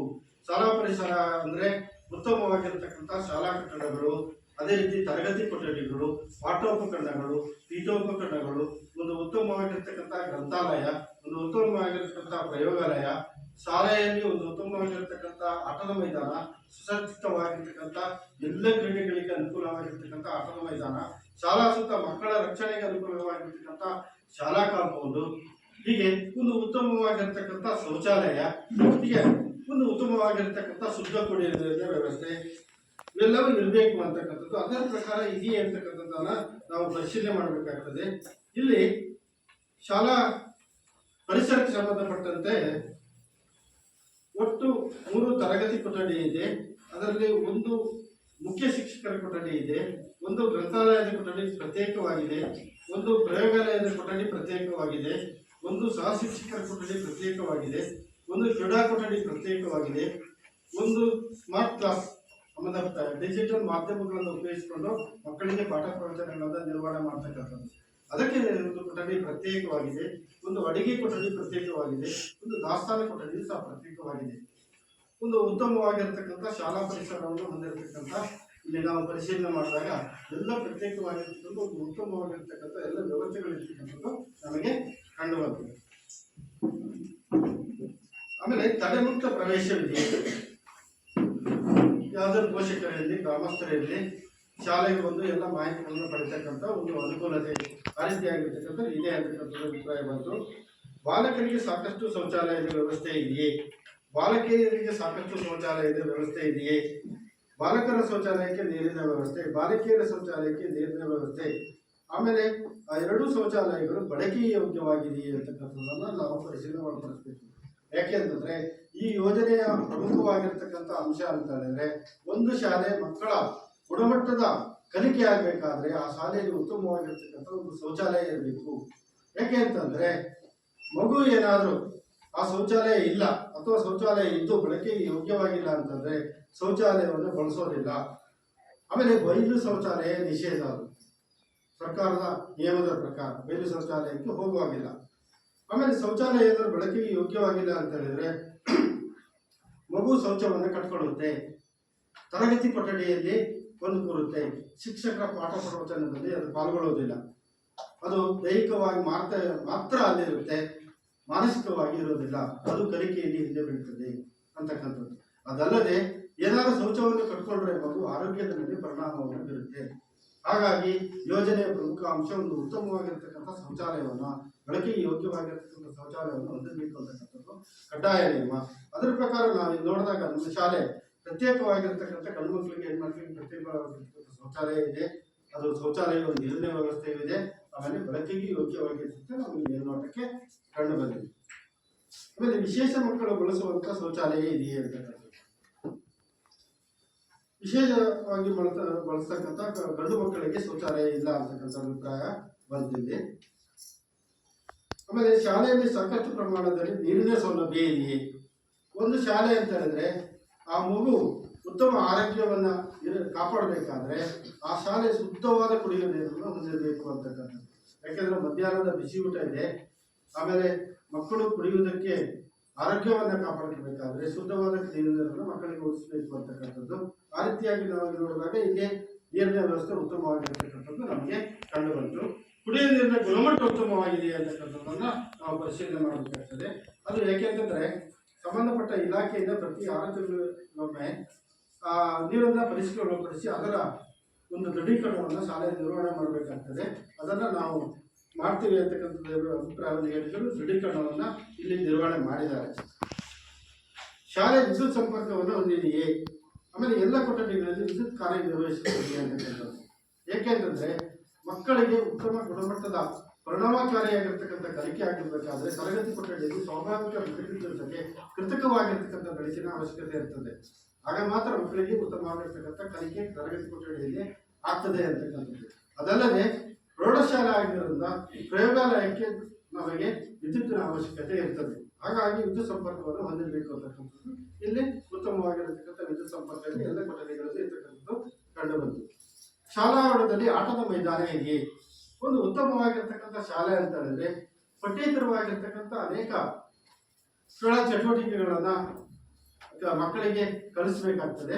ಆಮೇಲೆ ಕ್ರೀಡಾ ಸ್ಪರ್ಧೆಗಳಿದೆ ಈ ಪ್ರೌಢಶಾಲಾ ಹಂತದಲ್ಲಿ. ಆ ಮಕ್ಕಳಿಗೆ ಆ ಕಲಿಕೆಯನ್ನು ಮಾಡಬೇಕಾದ್ರೆ ಒಂದು ಉತ್ತಮವಾಗಿರ್ತಕ್ಕಂಥ ಸುಸಜ್ಜಿತವಾಗಿರ್ತಕ್ಕಂಥ ಎಲ್ಲ ಕ್ರೀಡಾ ಸ್ಪರ್ಧೆಗಳಿಗೆ ಅನುಕೂಲವಾಗಿರ್ತಕ್ಕಂಥ ಒಂದು ಆಟದ ಮೈದಾನವನ್ನು ಹೊಂದಿರಬೇಕು ಅಂತಕ್ಕಂಥದ್ದು ಒಂದು ನಿಯಮ. ಆ ಪ್ರಕಾರ ಇದೆಯಾ ಅಂತಕ್ಕಂಥದ್ದನ್ನ ನಾವು ನೋಡಿದ್ದೀವಿ. ಅಲ್ಲಿ ಎಲ್ಲ ರೀತಿಯಾಗಿರ್ತಕ್ಕಂಥ ಒಂದು ಕ್ರೀಡೆಗಳಿಗೆ ಅನುಕೂಲವಾಗಿರ್ತಕ್ಕಂಥ ಆಟದ ಮೈದಾನ ಇರ್ತಕ್ಕಂಥದ್ದು ಕಂಡು ಬಂತು. ಶಾಲಾ ಆವರಣದ ಸುತ್ತಲೂ ಕಾಂಪೌಂಡ್ ಗೋಡೆ ಇದೆಯೇ ಅಂತಕ್ಕಂಥದ್ದು. ಇದು ಮಕ್ಕಳ ರಕ್ಷಣಾ ದೃಷ್ಟಿಯಿಂದ ಶಾಲಾ ಆವರಣದ ಸುತ್ತ ಒಂದು ಸುರಕ್ಷಿತವಾಗಿರ್ತಕ್ಕಂಥ ಕಾಂಪೌಂಡ್ ಗೋಡೆ ಇರಬೇಕು ಅಂತಕ್ಕಂಥದ್ದು ನಿಯಮ. ಯಾಕೆ ಅಂತಂದ್ರೆ ಅಕಸ್ಮಾತ್ ಶಿಕ್ಷಕರ ಕಣ್ತಪ್ಪಿ ಒಂದು ಮಗು ಏನಾದ್ರು ಶಾಲಾ ಪರಿಸರದಿಂದ ಹೊರಗಡೆ ಹೋದ್ರೆ, ಇದು ಪಟ್ಟಣ ಪ್ರದೇಶಗಳಲ್ಲಿ ಹೆಚ್ಚಾಗಿ ಕಂಡು ಬರ್ತಕ್ಕಂಥದ್ದು, ಏನಾದರೂ ಅನಾಹುತಕ್ಕೀಡಾಗ್ತದೆ ಅಂತಕ್ಕಂಥದ್ದು. ಅದಲ್ಲದೆ ಶಾಲೆಯ ಸುತ್ತಮುತ್ತ ಕಾಡುಗಳು ಗಿಡ ಮರಗಳು ಏನಾದ್ರು ಬೆಳೆದಿದ್ರೆ ಅದರಿಂದ ಅನೇಕ ವಿಷಜಂತುಗಳು ಬಂದು ತರಗತಿ ಕೊಠಡಿಗಳಲ್ಲಿ ಸೇರಿಕೊಂಡು ಅದರಿಂದ ಮಕ್ಕಳಿಗೆ ತೊಂದರೆ ಆಗ್ತದೆ ಅಂತಕ್ಕಂಥದ್ದು. ಹಾಗಾಗಿ ಮಕ್ಕಳ ರಕ್ಷಣಾ ದೃಷ್ಟಿಯಿಂದ ಒಂದು ಉತ್ತಮವಾಗಿರ್ತಕ್ಕಂಥ ಶಾಲಾ ಕಾಂಪೌಂಡ್ ಅನ್ನ ಹೊಂದಿರಬೇಕು ಅಂತಕ್ಕಂಥದ್ದು ಒಂದು ನಿಯಮ. ಅದರ ಪ್ರಕಾರ ಇಲ್ಲಿ 80% ಶಾಲಾ ಕಾಂಪೌಂಡ್ ಅಗತ್ಯ ಇದೆ. 20% ಶಾಲೆಯಲ್ಲಿ ಕಾಂಪೌಂಡ್ ಇರ್ತಕ್ಕಂಥದ್ದು, ಉಳಿದಿರ್ತಕ್ಕಂಥದ್ದು ಕಾಂಪೌಂಡ್ ಇಲ್ಲ. ಶಾಲೆಯ ಗ್ರಂಥಾಲಯವನ್ನು ಹೊಂದಿದೆಯೇ? ಒಂದು ಉತ್ತಮವಾಗಿರ್ತಕ್ಕಂಥ ಕಲಿಕಾ ಪರಿಸರವನ್ನ ಶಾಲೆ ಇರಬೇಕಾದ್ರೆ ಒಂದು ಉತ್ತಮವಾಗಿರ್ತಕ್ಕಂಥ ಗ್ರಂಥಾಲಯವನ್ನು ಹೊಂದಿರಬೇಕು. ಆ ಗ್ರಂಥಾಲಯದಲ್ಲಿ ಎಲ್ಲ ವಿಷಯಗಳ ಪುಸ್ತಕಗಳಿರಬೇಕು. ಭಾಷೆಯನ್ನು ಕಲಿಸ್ತಕ್ಕಂಥದ್ದು, ವ್ಯಾಕರಣವನ್ನು ಗ್ರಾಮರನ್ನು ಕಲಿಸ್ತಕ್ಕಂಥದ್ದು ಇರ್ಬೋದು, ಗಣಿತದ ವ್ಯಾವಹಾರಿಕ ಗಣಿತವನ್ನು ಕಲಿಸ್ತಕ್ಕಂಥದ್ದು ಇರ್ಬೋದು, ವಿಜ್ಞಾನಕ್ಕೆ ಸಂಬಂಧಪಟ್ಟಿರ್ತಕ್ಕಂಥ ಅನೇಕ ಕಲಿಕೆಗಳಿರ್ಬೋದು, ನಮ್ಮ ಇತಿಹಾಸ ಚರಿತ್ರೆಗೆ ಸಂಬಂಧಪಟ್ಟಿರ್ತಕ್ಕಂಥ ಭೂಗೋಳಕ್ಕೆ ಸಂಬಂಧಪಟ್ಟಿರ್ತಕ್ಕಂಥ ಸಾಮಾನ್ಯ ಜ್ಞಾನಕ್ಕೆ ಸಂಬಂಧಪಟ್ಟಿರ್ತಕ್ಕಂಥ ಪ್ರಚಲಿತ ವಿದ್ಯಮಾನಗಳನ್ನ ಮಗು ಕಲಿತಕ್ಕಂಥ ಅನೇಕ ರೀತಿಯಾಗಿರ್ತಕ್ಕಂಥ ಪುಸ್ತಕಗಳನ್ನ ಗ್ರಂಥಾಲಯದಲ್ಲಿ ಶಾಲೆ ಹೊಂದಿರಬೇಕು ಅಂತಕ್ಕಂಥ ನಿಯಮ ಇದೆ. ಅದರ ಪ್ರಕಾರ ನಾವಿಲ್ಲಿ ನೋಡಿದಾಗ 1307 ಪುಸ್ತಕಗಳನ್ನು ಒಳಗೊಂಡಿರ್ತಕ್ಕಂಥ ಒಂದು ಗ್ರಂಥಾಲಯವನ್ನು ಹೊಂದಿದೆ. ಪ್ರತ್ಯೇಕವಾಗಿರ್ತಕ್ಕಂಥ ವಿಷಯಗಳನ್ನು ಒಳಗೊಂಡಿರ್ತಕ್ಕಂಥ ಗ್ರಂಥಾಲಯ ಸಪರೇಟ್ ಆಗಿರ್ತಕ್ಕಂಥ ಒಂದು ಕೊಠಡಿಯನ್ನು ಹೊಂದಿದೆ. ಮಕ್ಕಳು ಅದನ್ನು ಬಳಸಿಕೊಂಡು ಅನೇಕ ವಿಷಯಗಳನ್ನು ಕಲಿಕೆ ಆಗ್ತಾ ಇದೆ ಅಂತಕ್ಕಂಥ ಅಭಿಪ್ರಾಯ ಬಂತು. ಏಕೆಂತಂದ್ರೆ ಪಠ್ಯ ಪುಸ್ತಕದಲ್ಲಿ ಕೇವಲ 20-25% ವಿಷಯ ಮಾತ್ರ ಮಗುವಿಗೆ ಕಲಿಲಿಕ್ಕೆ ಸಿಗ್ತದೆ. ಉಳಿದಿರ್ತಕ್ಕಂಥ ಎಲ್ಲ ವಿಷಯಗಳನ್ನ ಮಗು ಅನೇಕ ಬೇರೆ ರೀತಿಯಾಗಿರ್ತಕ್ಕಂಥ ಕಲಿಕೆಗಳನ್ನ ಈ ಗ್ರಂಥಾಲಯ ಬೇರೆ ಬೇರೆ ರೀತಿಯಾಗಿರ್ತಕ್ಕಂಥ ಕಲಿಕೆಗಳನ್ನ ಮಾಡಬೇಕಾಗ್ತದೆ. ಹಾಗಾಗಿ ಶಾಲೆ ಒಂದು ಉತ್ತಮವಾಗಿರ್ತಕ್ಕಂಥ ಗ್ರಂಥಾಲಯವನ್ನು ಹೊಂದಿರಬೇಕು ಅಂತಕ್ಕಂಥದ್ದು ನಿಯಮ ಇಲ್ಲಿ ಇದೆ. ಅದು ಶಾಲಾ ಗ್ರಂಥದಲ್ಲಿ ದಿನಪತ್ರಿಕೆ ಲಭ್ಯವಿದೆ. ಆಮೇಲೆ ನಿಯತಕಾಲಿಕೆಗಳು ಅದು ಲಭ್ಯವಿದೆ. ಎಲ್ಲ ವಿಷಯಗಳ ಪುಸ್ತಕಗಳಿದೆ. ಆಮೇಲೆ ವೇಳಾಪಟ್ಟಿಯನ್ನು ಗ್ರಂಥಾಲಯದ ಅವಧಿ ನಮೂದಿಸಿದೆ ಶಾಲೆ ಅಂತಕ್ಕಂಥದ್ದು ನಮೂದನೆ ಮಾಡಿದೆ. ಆಮೇಲೆ ಮಕ್ಕಳಿಗೆ ಹಂಚಿಕೆ ವಹಿಯನ್ನು ಶಾಲೆ ನಿರ್ವಹಣೆ ಮಾಡಬೇಕು, ಅದನ್ನು ನಮೂದನೆ ಮಾಡಿದೆ. ಕ್ರೀಡಾ ಸಾಮಗ್ರಿಗಳು ಶಾಲೆಯಲ್ಲಿ ಇದೆ ಅಂತಕ್ಕಂಥದ್ದನ್ನ ಕ್ರೀಡಾ ಸಾಮಗ್ರಿಗಳು ಕ್ರೀಡಾ ಸ್ಪರ್ಧೆಗಳಿಗೆ ತಕ್ಕಂತೆ ಇದೆ. ಆಮೇಲೆ ಎಲ್ಲ ತರಗತಿಗಳಲ್ಲಿ ಬೋಧನಾ ಕಲಿಕಾ ಸಾಮಗ್ರಿಗಳು ಲಭ್ಯವಿದೆ ಅಂತಕ್ಕಂಥದ್ದು, ಟೀಚಿಂಗ್ ಏಡ್ಸ್ ಅಂತಕ್ಕಂಥದ್ದು, ಅದನ್ನ ಬಳಕೆ ಮಾಡಿಕೊಂಡು ಶಿಕ್ಷಕರು ಪಾಠ ಪ್ರವಚನಗಳನ್ನು ನಿರ್ವಹಣೆ ಮಾಡಬೇಕು ಅಂತಕ್ಕಂಥದ್ದು ನಿಯಮ ಇದೆ. ಅದು ಇದೆ ಅಂತಕ್ಕಂಥ ಅಭಿಪ್ರಾಯ ಬಂತು. ಪ್ರತಿ ತರಗತಿಗಳಲ್ಲಿ ಬೋಧನಾ ಕಲಿಕಾ ಸಾಮಗ್ರಿಗಳನ್ನು ಬಳಸಲಾಗ್ತಿದೆಯಾ ಅಂತಕ್ಕಂಥ, ಅದನ್ನು ಬಳಸಿ ಪಾಠ ನಿರ್ವಹಣೆ ಆಗ್ತಿದೆಯಾ ಅಂತಕ್ಕಂಥದ್ದನ್ನ ಶಿಕ್ಷಕರ ಮತ್ತು ಮಕ್ಕಳಿಂದ ಅಭಿಪ್ರಾಯ ಬಂತು. ಡಿಜಿಟಲ್ ಮೂಲಸೌಕರ್ಯಗಳು ಲಭ್ಯವಿದೆಯೇ? ಒಂದು ಮಕ್ಕಳಿಗೆ ಪಾಠ ಪ್ರವಚನಗಳ ಜೊತೆಯಲ್ಲಿ ಅನೇಕ ವಿಷಯಗಳ ಕಲಿಕೆಗಳಾಗಬೇಕಾದ್ರೆ ಪಠ್ಯ ಪುಸ್ತಕದಲ್ಲಿ ಇರ್ತಕ್ಕಂಥದ್ದು ಅಥವಾ ಇಲ್ಲೇ ಇರ್ತಕ್ಕಂಥ ಅನೇಕ ಗುಣಮಟ್ಟದ ಕಲಿಕೆಗಳು ಆಗಬೇಕಾದ್ರೆ ಒಂದು ಶಾಲೆ ಡಿಜಿಟಲ್ ಮೂಲಸೌಕರ್ಯಗಳನ್ನು ಹೊಂದಿರಬೇಕು ಅಂತಕ್ಕಂಥದ್ದು. ಕಂಪ್ಯೂಟರ್ ಇರ್ಬೋದು, ಲ್ಯಾಪ್ಟಾಪ್ಗಳಿರ್ಬೋದು, ಪ್ರೊಜೆಕ್ಟರ್ ಇರ್ಬೋದು, ಸ್ಮಾರ್ಟ್ ಬೋರ್ಡ್ಗಳಿರ್ಬೋದು, ಸ್ಮಾರ್ಟ್ ಟಿವಿಗಳಿರ್ಬೋದು, ಇವುಗಳ ಮೂಲಕ ಅನೇಕ ರೀತಿಯ ಕಲಿಕೆಗಳನ್ನು ಪರಿಣಾಮಕಾರಿಯಾಗಿರ್ತಕ್ಕಂಥ ಗುಣಮಟ್ಟದ ಕಲಿಕೆಗಳನ್ನು ಮಾಡಲಿಕ್ಕೆ ಅವಕಾಶ ಇದೆ. ಅನೇಕ ತಂತ್ರಾಂಶಗಳು ಒಳಗೊಂಡಿರ್ತಕ್ಕಂಥ ಡಿಜಿಟಲ್ ಮಾಧ್ಯಮಗಳ ಮೂಲಕ ಆ ಕಲಿಕೆಯ ವಿಷಯಗಳನ್ನ ಸಂಗ್ರಹಿಸಿಕೊಂಡು ಅದರ ಮೂಲಕ ಅದರಲ್ಲಿ ಬರುವ ಹಾಗೆ ಮಾಡಿಕೊಂಡು ಪಾಠ ಪ್ರವಚನಗಳನ್ನು ನಿರ್ವಹಣೆ ಆಗಿ ಮಾಡಿಕೊಂಡು ಮಕ್ಕಳಿಗೆ ಅನೇಕ ವಿಷಯಗಳ ಗುಣಮಟ್ಟದ ಕಲಿಕೆಯನ್ನು ಮಾಡ್ತಕ್ಕಂಥ ಅವಕಾಶವನ್ನ ಮಾಡಲಿಕ್ಕೆ ಅವಕಾಶ ಇದೆ. ಅದರ ಪ್ರಕಾರ ನಾವಿಲ್ಲಿ ನೋಡಿದಾಗ ಒಂದು ಕಂಪ್ಯೂಟರ್ ಇದೆ, ಒಂದು ಲ್ಯಾಪ್ಟಾಪ್ 2 ಇದೆ, ಆಮೇಲೆ ಪ್ರೊಜೆಕ್ಟರ್ 2 ಇದೆ, ಸ್ಮಾರ್ಟ್ ಬೋರ್ಡ್ ಒಂದಿದೆ, ಸ್ಮಾರ್ಟ್ ಟಿವಿಗಳು ಇಲ್ಲ. ಇದರ ಮೂಲಕ ಅನೇಕ ಎಲ್ಲ ವಿಷಯವಾಗಿ ಸಂಬಂಧಪಟ್ಟಿರ್ತಕ್ಕಂಥ ಅನೇಕ ಅದನ್ನ ಬೇರೆ ಬೇರೆ ನಮ್ಮ ಫೋನ್ ಮೂಲಕ ಆಗಲಿ ಮತ್ತು ಇತರೆ ಡಿಜಿಟಲ್ ವ್ಯವಸ್ಥೆಯಿಂದ ಅದನ್ನು ಸಂಗ್ರಹಿಸಿಕೊಂಡು ಮಕ್ಕಳಿಗೆ ಅನೇಕ ರೀತಿಯಾಗಿರ್ತಕ್ಕಂಥ ಕಲಿಕೆಯನ್ನು ಮಾಡ್ತಕ್ಕಂಥ ಗುಣಮಟ್ಟದ ಕಲಿಕೆಯನ್ನು ಮಾಡ್ತಕ್ಕಂಥ ಅವಕಾಶವನ್ನು ಸರ್ಕಾರ ಮಾಡಿಕೊಟ್ಟಿದೆ. ಈ ಶಾಲೆಯಾಗಲೇ ಲ್ಯಾಪ್ಟಾಪ್ಗಳಿದೆ, ಪ್ರೊಜೆಕ್ಟರ್ ಇದೆ, ಸ್ಮಾರ್ಟ್ ಬೋರ್ಡ್ಗಳು ಇದೆ. ಇದರ ಮೂಲಕ ನಾವು ಪರಿಶೀಲನೆಯನ್ನು ಮಾಡಿದ್ವಿ. ಅದರ ಮೂಲಕ ಮಕ್ಕಳಿಗೆ ಎಲ್ಲ ರೀತಿಯಾಗಿರ್ತಕ್ಕಂಥ ಪಾಠ ಪುಸ್ತಕಗಳ ನಿರ್ವಹಣೆ ಆಗ್ತದೆ ಅಂತಕ್ಕಂಥ ಅಭಿಪ್ರಾಯವನ್ನು ಮಕ್ಕಳೇ ಹೇಳಿದರು. ಇದರಿಂದ ಉತ್ತಮವಾಗಿರ್ತಕ್ಕಂಥ ಗುಣಮಟ್ಟದ ಕಲಿಕೆ ಮಕ್ಕಳಿಗೆ ಆಗ್ತದೆ ಅಂತಕ್ಕಂಥದ್ದು. ಆಮೇಲೆ ನಾವಿನ್ಯ ಬೋಧನಾ ಚಟುವಟಿಕೆಗಳನ್ನು ಬಳಸಲಾಗ್ತದೆ. ಇವುಗಳೇ ಇಂತಹ ತಂತ್ರಾಂಶಗಳನ್ನು ಒಳಗೊಂಡಿರ್ತಕ್ಕಂಥ ಬೋಧನಾ ಕಲಿಕಾ ಸಾಮಗ್ರಿಗಳನ್ನು ಬಳಸಿಕೊಂಡು ಮಕ್ಕಳಿಗೆ ಶಿಕ್ಷಣವನ್ನು ನೀಡತಕ್ಕಂಥದ್ದು. ಆಮೇಲೆ ಬ್ಯಾಗ್ ರಹಿತ ದಿನವನ್ನು ಜಾರಿ ಮಾಡಲಾಗಿದೆ. ಮಗು ಎಲ್ಲ ದಿನಗಳಲ್ಲಿ ಬ್ಯಾಗ್ ತರೋದು ಬೇಡ. ತಿಂಗಳಲ್ಲಿ ಒಂದು 2 ದಿನನಾರು 3 ದಿನನಾರು ಮಗು ಬ್ಯಾಗಿಂದೇ ಬಂದು ಶಾಲೆಯಲ್ಲಿ ಸಂಭ್ರಮಿಸಬೇಕು, ಬೇರೆ ಬೇರೆ ಚಟುವಟಿಕೆಗಳನ್ನ ಪಾಲ್ಗೊಳ್ಬೇಕು, ಕಲಿಬೇಕು ಅಂತಕ್ಕಂಥದ್ದು ಯೋಜನೆಯ ನಿಯಮ. ಪ್ರತಿ ತಿಂಗಳ 3ನೇ ಶನಿವಾರದಂದು ಈ ರೀತಿಯಾಗಿರ್ತಕ್ಕಂಥ ಚಟುವಟಿಕೆ ಮಾಡ್ತೀವಿ ಅಂತ ಹೇಳಿದರು. ಯುವ ಮತ್ತು ಪರಿಸರ ಕ್ಲಬ್ಗಳು ಲಭ್ಯವಿದೆ. ಮಕ್ಕಳಿಗೆ ಪರಿಸರದ ಜ್ಞಾನವನ್ನ ನೀಡ್ತಕ್ಕಂಥದ್ದು. ಇಲ್ಲೇ ಶಾಲೆಯ ಪರಿಸರದ ಹತ್ತಿರದಲ್ಲಿರ್ತಕ್ಕಂಥ ಕೆರೆಕಟ್ಟೆಗಳಿರ್ಬೋದು, ಆಮೇಲೆ ಇತಿಹಾಸ ಅನೇಕ ಸ್ಥಳಗಳಿರ್ಬೋದು, ಇತಿಹಾಸ ಪ್ರಸಿದ್ಧವಾಗಿರ್ತಕ್ಕಂಥ ನಮ್ಮ ಕೃಷಿ ಚಟುವಟಿಕೆಗಳಿರ್ಬೋದು, ಅನೇಕ ರೀತಿಯಾಗಿರ್ತಕ್ಕಂಥ ಪರಿಸರದ ಜ್ಞಾನವನ್ನ ಆಗಾಗ್ಗೆ ಶಾಲೆ ಮಾಡಬೇಕು. ಅವುಗಳ ವಾಸ್ತವಾಂಶದ ಚಟುವಟಿಕೆಗಳನ್ನು ಹೋಗಿ ತೋರಿಸಿ ಚಟುವಟಿಕೆಗಳನ್ನು ನೀಡಬೇಕು ಶಿಕ್ಷಕರು ಅಂತಕ್ಕಂಥದ್ದು ನಿಯಮ ಇದೆ. ಅದನ್ನು ನಾವು ಮಾಡ್ತೀವಿ ಅಂತಕ್ಕಂಥದ್ದು ಹೇಳಿದರು. ಸಾಮಗ್ರಿಗಳಿರುವ ಪ್ರಯೋಗಾಲಯಗಳು ಲಭ್ಯವಿದೆ ಮತ್ತು ಬಳಸಲಾಗ್ತಿದೆಯೇ. ಪ್ರೌಢಶಾಲಾ ಹಂತದಲ್ಲಿ ಮಕ್ಕಳಿಗೆ ಅದರಲ್ಲೂ ವಿಶೇಷವಾಗಿ ವಿಜ್ಞಾನದ ಪಾಠ ಬೋಧನೆಯನ್ನು ಮಾಡಬೇಕಾದ್ರೆ ಈ ಪ್ರಯೋಗವನ್ನ ಮಾಡಿಯೇ ಮಕ್ಕಳಿಗೆ ಪಾಠ ಬೋಧನೆಯನ್ನು ಮಾಡಬೇಕಾಗ್ತದೆ. ಅದು ಶಿಕ್ಷಣ ಇಲಾಖೆಯ ನಿಯಮ. ಅದರ ಪ್ರಕಾರ ಪ್ರಯೋಗಾಲಯವನ್ನು ಬಳಸಬೇಕು. ಪ್ರಯೋಗದ ವಸ್ತುಗಳು ಮತ್ತು ಪರಿಕರಗಳು ಇದೆಯೇ ಅಂತಕ್ಕಂಥದ್ದನ್ನ ನಾವು ಪರಿಶೀಲನೆ ಮಾಡಬೇಕಾಗ್ತದೆ. ಇಲ್ಲಿ ನಾವು ನೋಡಿದಾಗ ಈ ಒಂದು ವಿಜ್ಞಾನ ಪಾಠ ಪ್ರವಚನಕ್ಕೆ ಬೇಕಾಗಿರ್ತಕ್ಕಂಥ ಎಲ್ಲ ಪ್ರಯೋಗದ ವಸ್ತುಗಳಿದೆ, ಪರಿಕರಗಳು ಇದೆ. ಅದು ಮಕ್ಕಳಿಗೆ ಪ್ರಯೋಗವನ್ನು ತೋರಿಸಿ ಪಾಠ ಪ್ರವಚನಗಳು, ವಿಜ್ಞಾನದ ಪಾಠ ಪ್ರವಚನ ನಿರ್ವಹಣೆ ಆಗ್ತಿದೆ ಅಂತಕ್ಕಂಥದ್ದನ್ನು ಶಿಕ್ಷಕರು ಹೇಳಿದರು ಮತ್ತು ಮಕ್ಕಳು ಸಹ ಅಭಿಪ್ರಾಯವನ್ನು ಹೇಳಿದರು. ಅದು ನಾವು ಪ್ರಯೋಗಾಲಯ ಪ್ರತ್ಯೇಕವಾಗಿರ್ತಕ್ಕಂಥ ಕೊಠಡಿ ಇದೆ, ಅದನ್ನು ನಾವು ಪರಿಶೀಲನೆ ಮಾಡಿದ್ದೇವೆ. ವಿಜ್ಞಾನ ಮತ್ತು ಗಣಿತ ಕಿಟ್ಗಳು ಲಭ್ಯವಿದೆ. ಕಿಟ್ಗಳ ಮೂಲಕ ಪಾಠ ಪ್ರವಚನಗಳನ್ನು ಮಾಡ್ತಕ್ಕಂಥದ್ದು ಮಕ್ಕಳಿಗೆ ಉತ್ತಮವಾಗಿರ್ತಕ್ಕಂಥ ಕಲಿಕೆ ಆಗ್ತದೆ. ಹಾಗಾಗಿ ಆ ಕಿಟ್ಗಳನ್ನು ಬಳಸ್ತಾರೆ, ಅದನ್ನು ಬಳಸಿ ಮಾಡ್ತೀವಿ ಅಂತಕ್ಕಂಥ ಹೇಳಿದರು.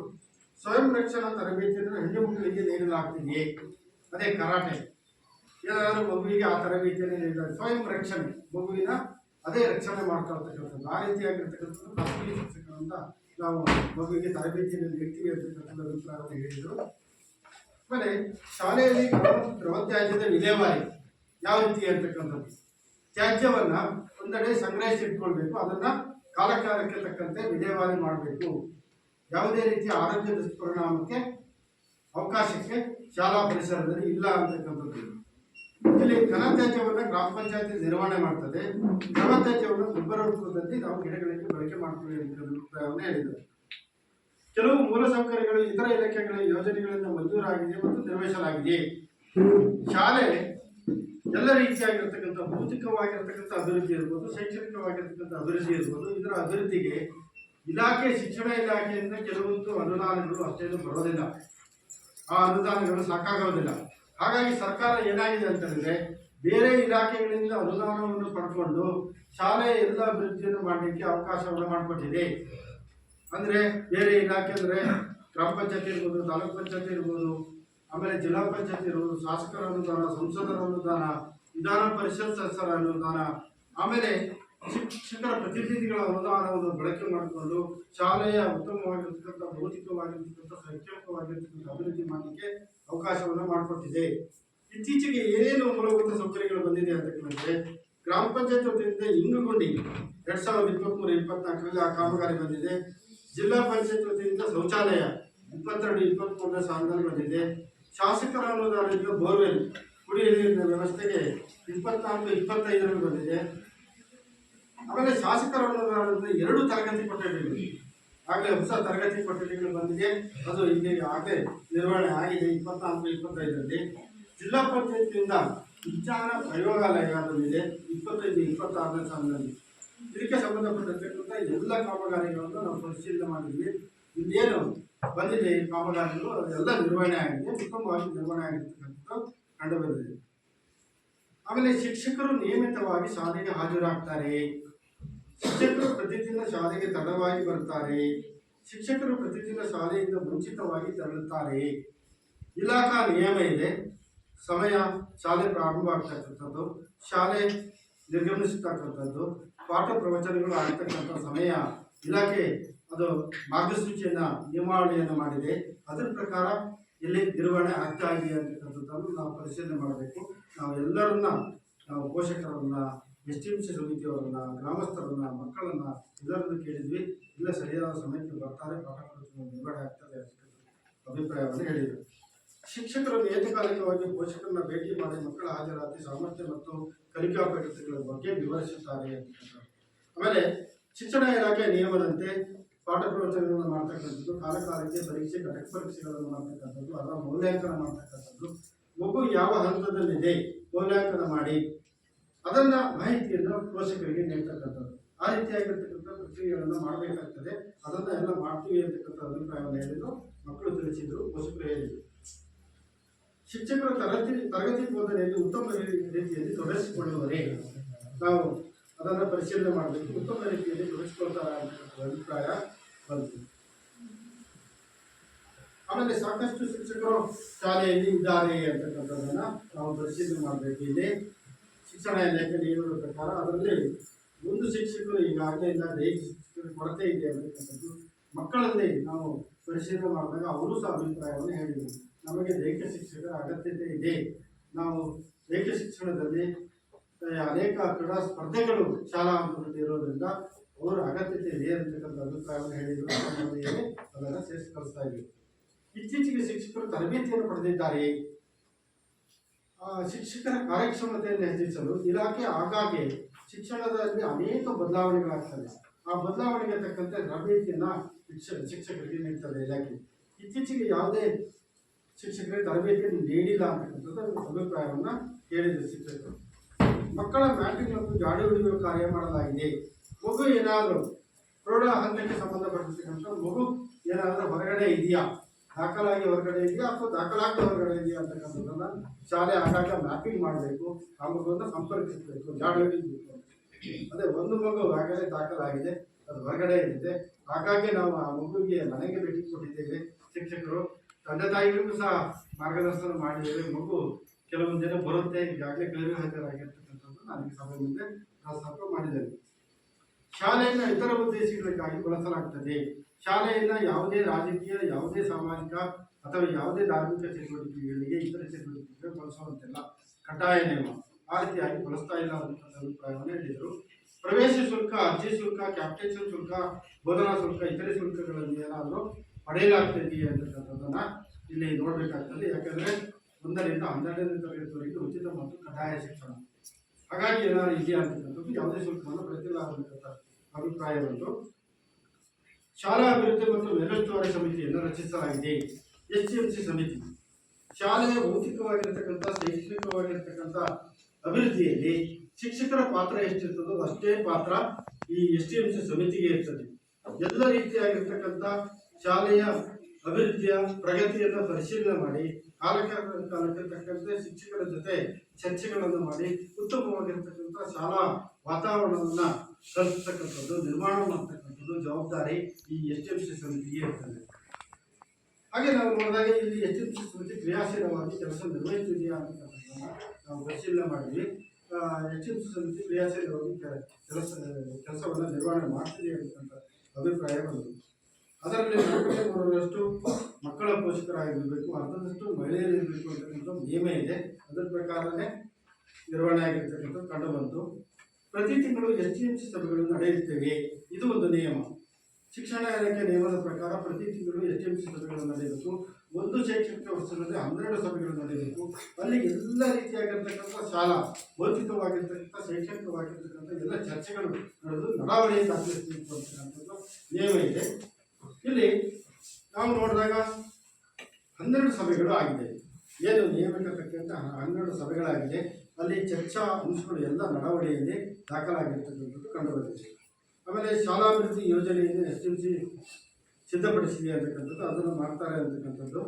STMC ಶಾಲೆಯ ಮೇಲುಸ್ತುವಾರಿಯನ್ನು ಮಾಡ್ತದೆ ಅಂತಕ್ಕಂಥದ್ದು, ಅದನ್ನು ಮಾಡ್ತಾ ಇದೆ ಅಂತಕ್ಕಂಥದ್ದು ಹೇಳಿದರು.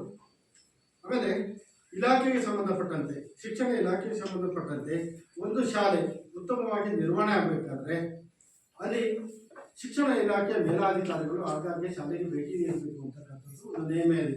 ಅದರ ಪ್ರಕಾರ ಕ್ಷೇತ್ರ ಶಿಕ್ಷಣಾಧಿಕಾರಿಗಳು ಒಂದು ಶಾಲೆಗೆ ಒಂದು ವರ್ಷದಲ್ಲಿ ಶೈಕ್ಷಣಿಕ ವರ್ಷದಲ್ಲಿ 2 ಬಾರಿ ಭೇಟಿ ನೀಡಬೇಕು.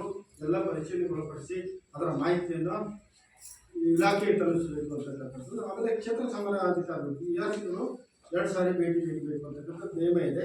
ಇಲ್ಲಿ ದಾಖಲಾತಿ ನಿರ್ವಹಣೆ ಪ್ರಕಾರ BO ಅವರು 5 ಬಾರಿ ಭೇಟಿ ನೀಡಿದ್ದಾರೆ, ದಾಖಲಾತಿ ನಿರ್ವಹಣೆ ಆಗಿದೆ. BRC ಅವರು 2 ಬಾರಿ ಭೇಟಿ ನೀಡಿದ್ದಾರೆ, ದಾಖಲಾತಿ ನಿರ್ವಹಣೆ ಆಗಿದೆ. ಆಮೇಲೆ ಕ್ಲಸ್ಟರ್ ಸಂಪನ್ಮೂಲ ವ್ಯಕ್ತಿಗಳು ಶಾಲೆಗೆ 2 ಸಾರಿ ಭೇಟಿ ನೀಡಿದ್ದಾರೆ ಅಂತಕ್ಕಂಥದ್ದು.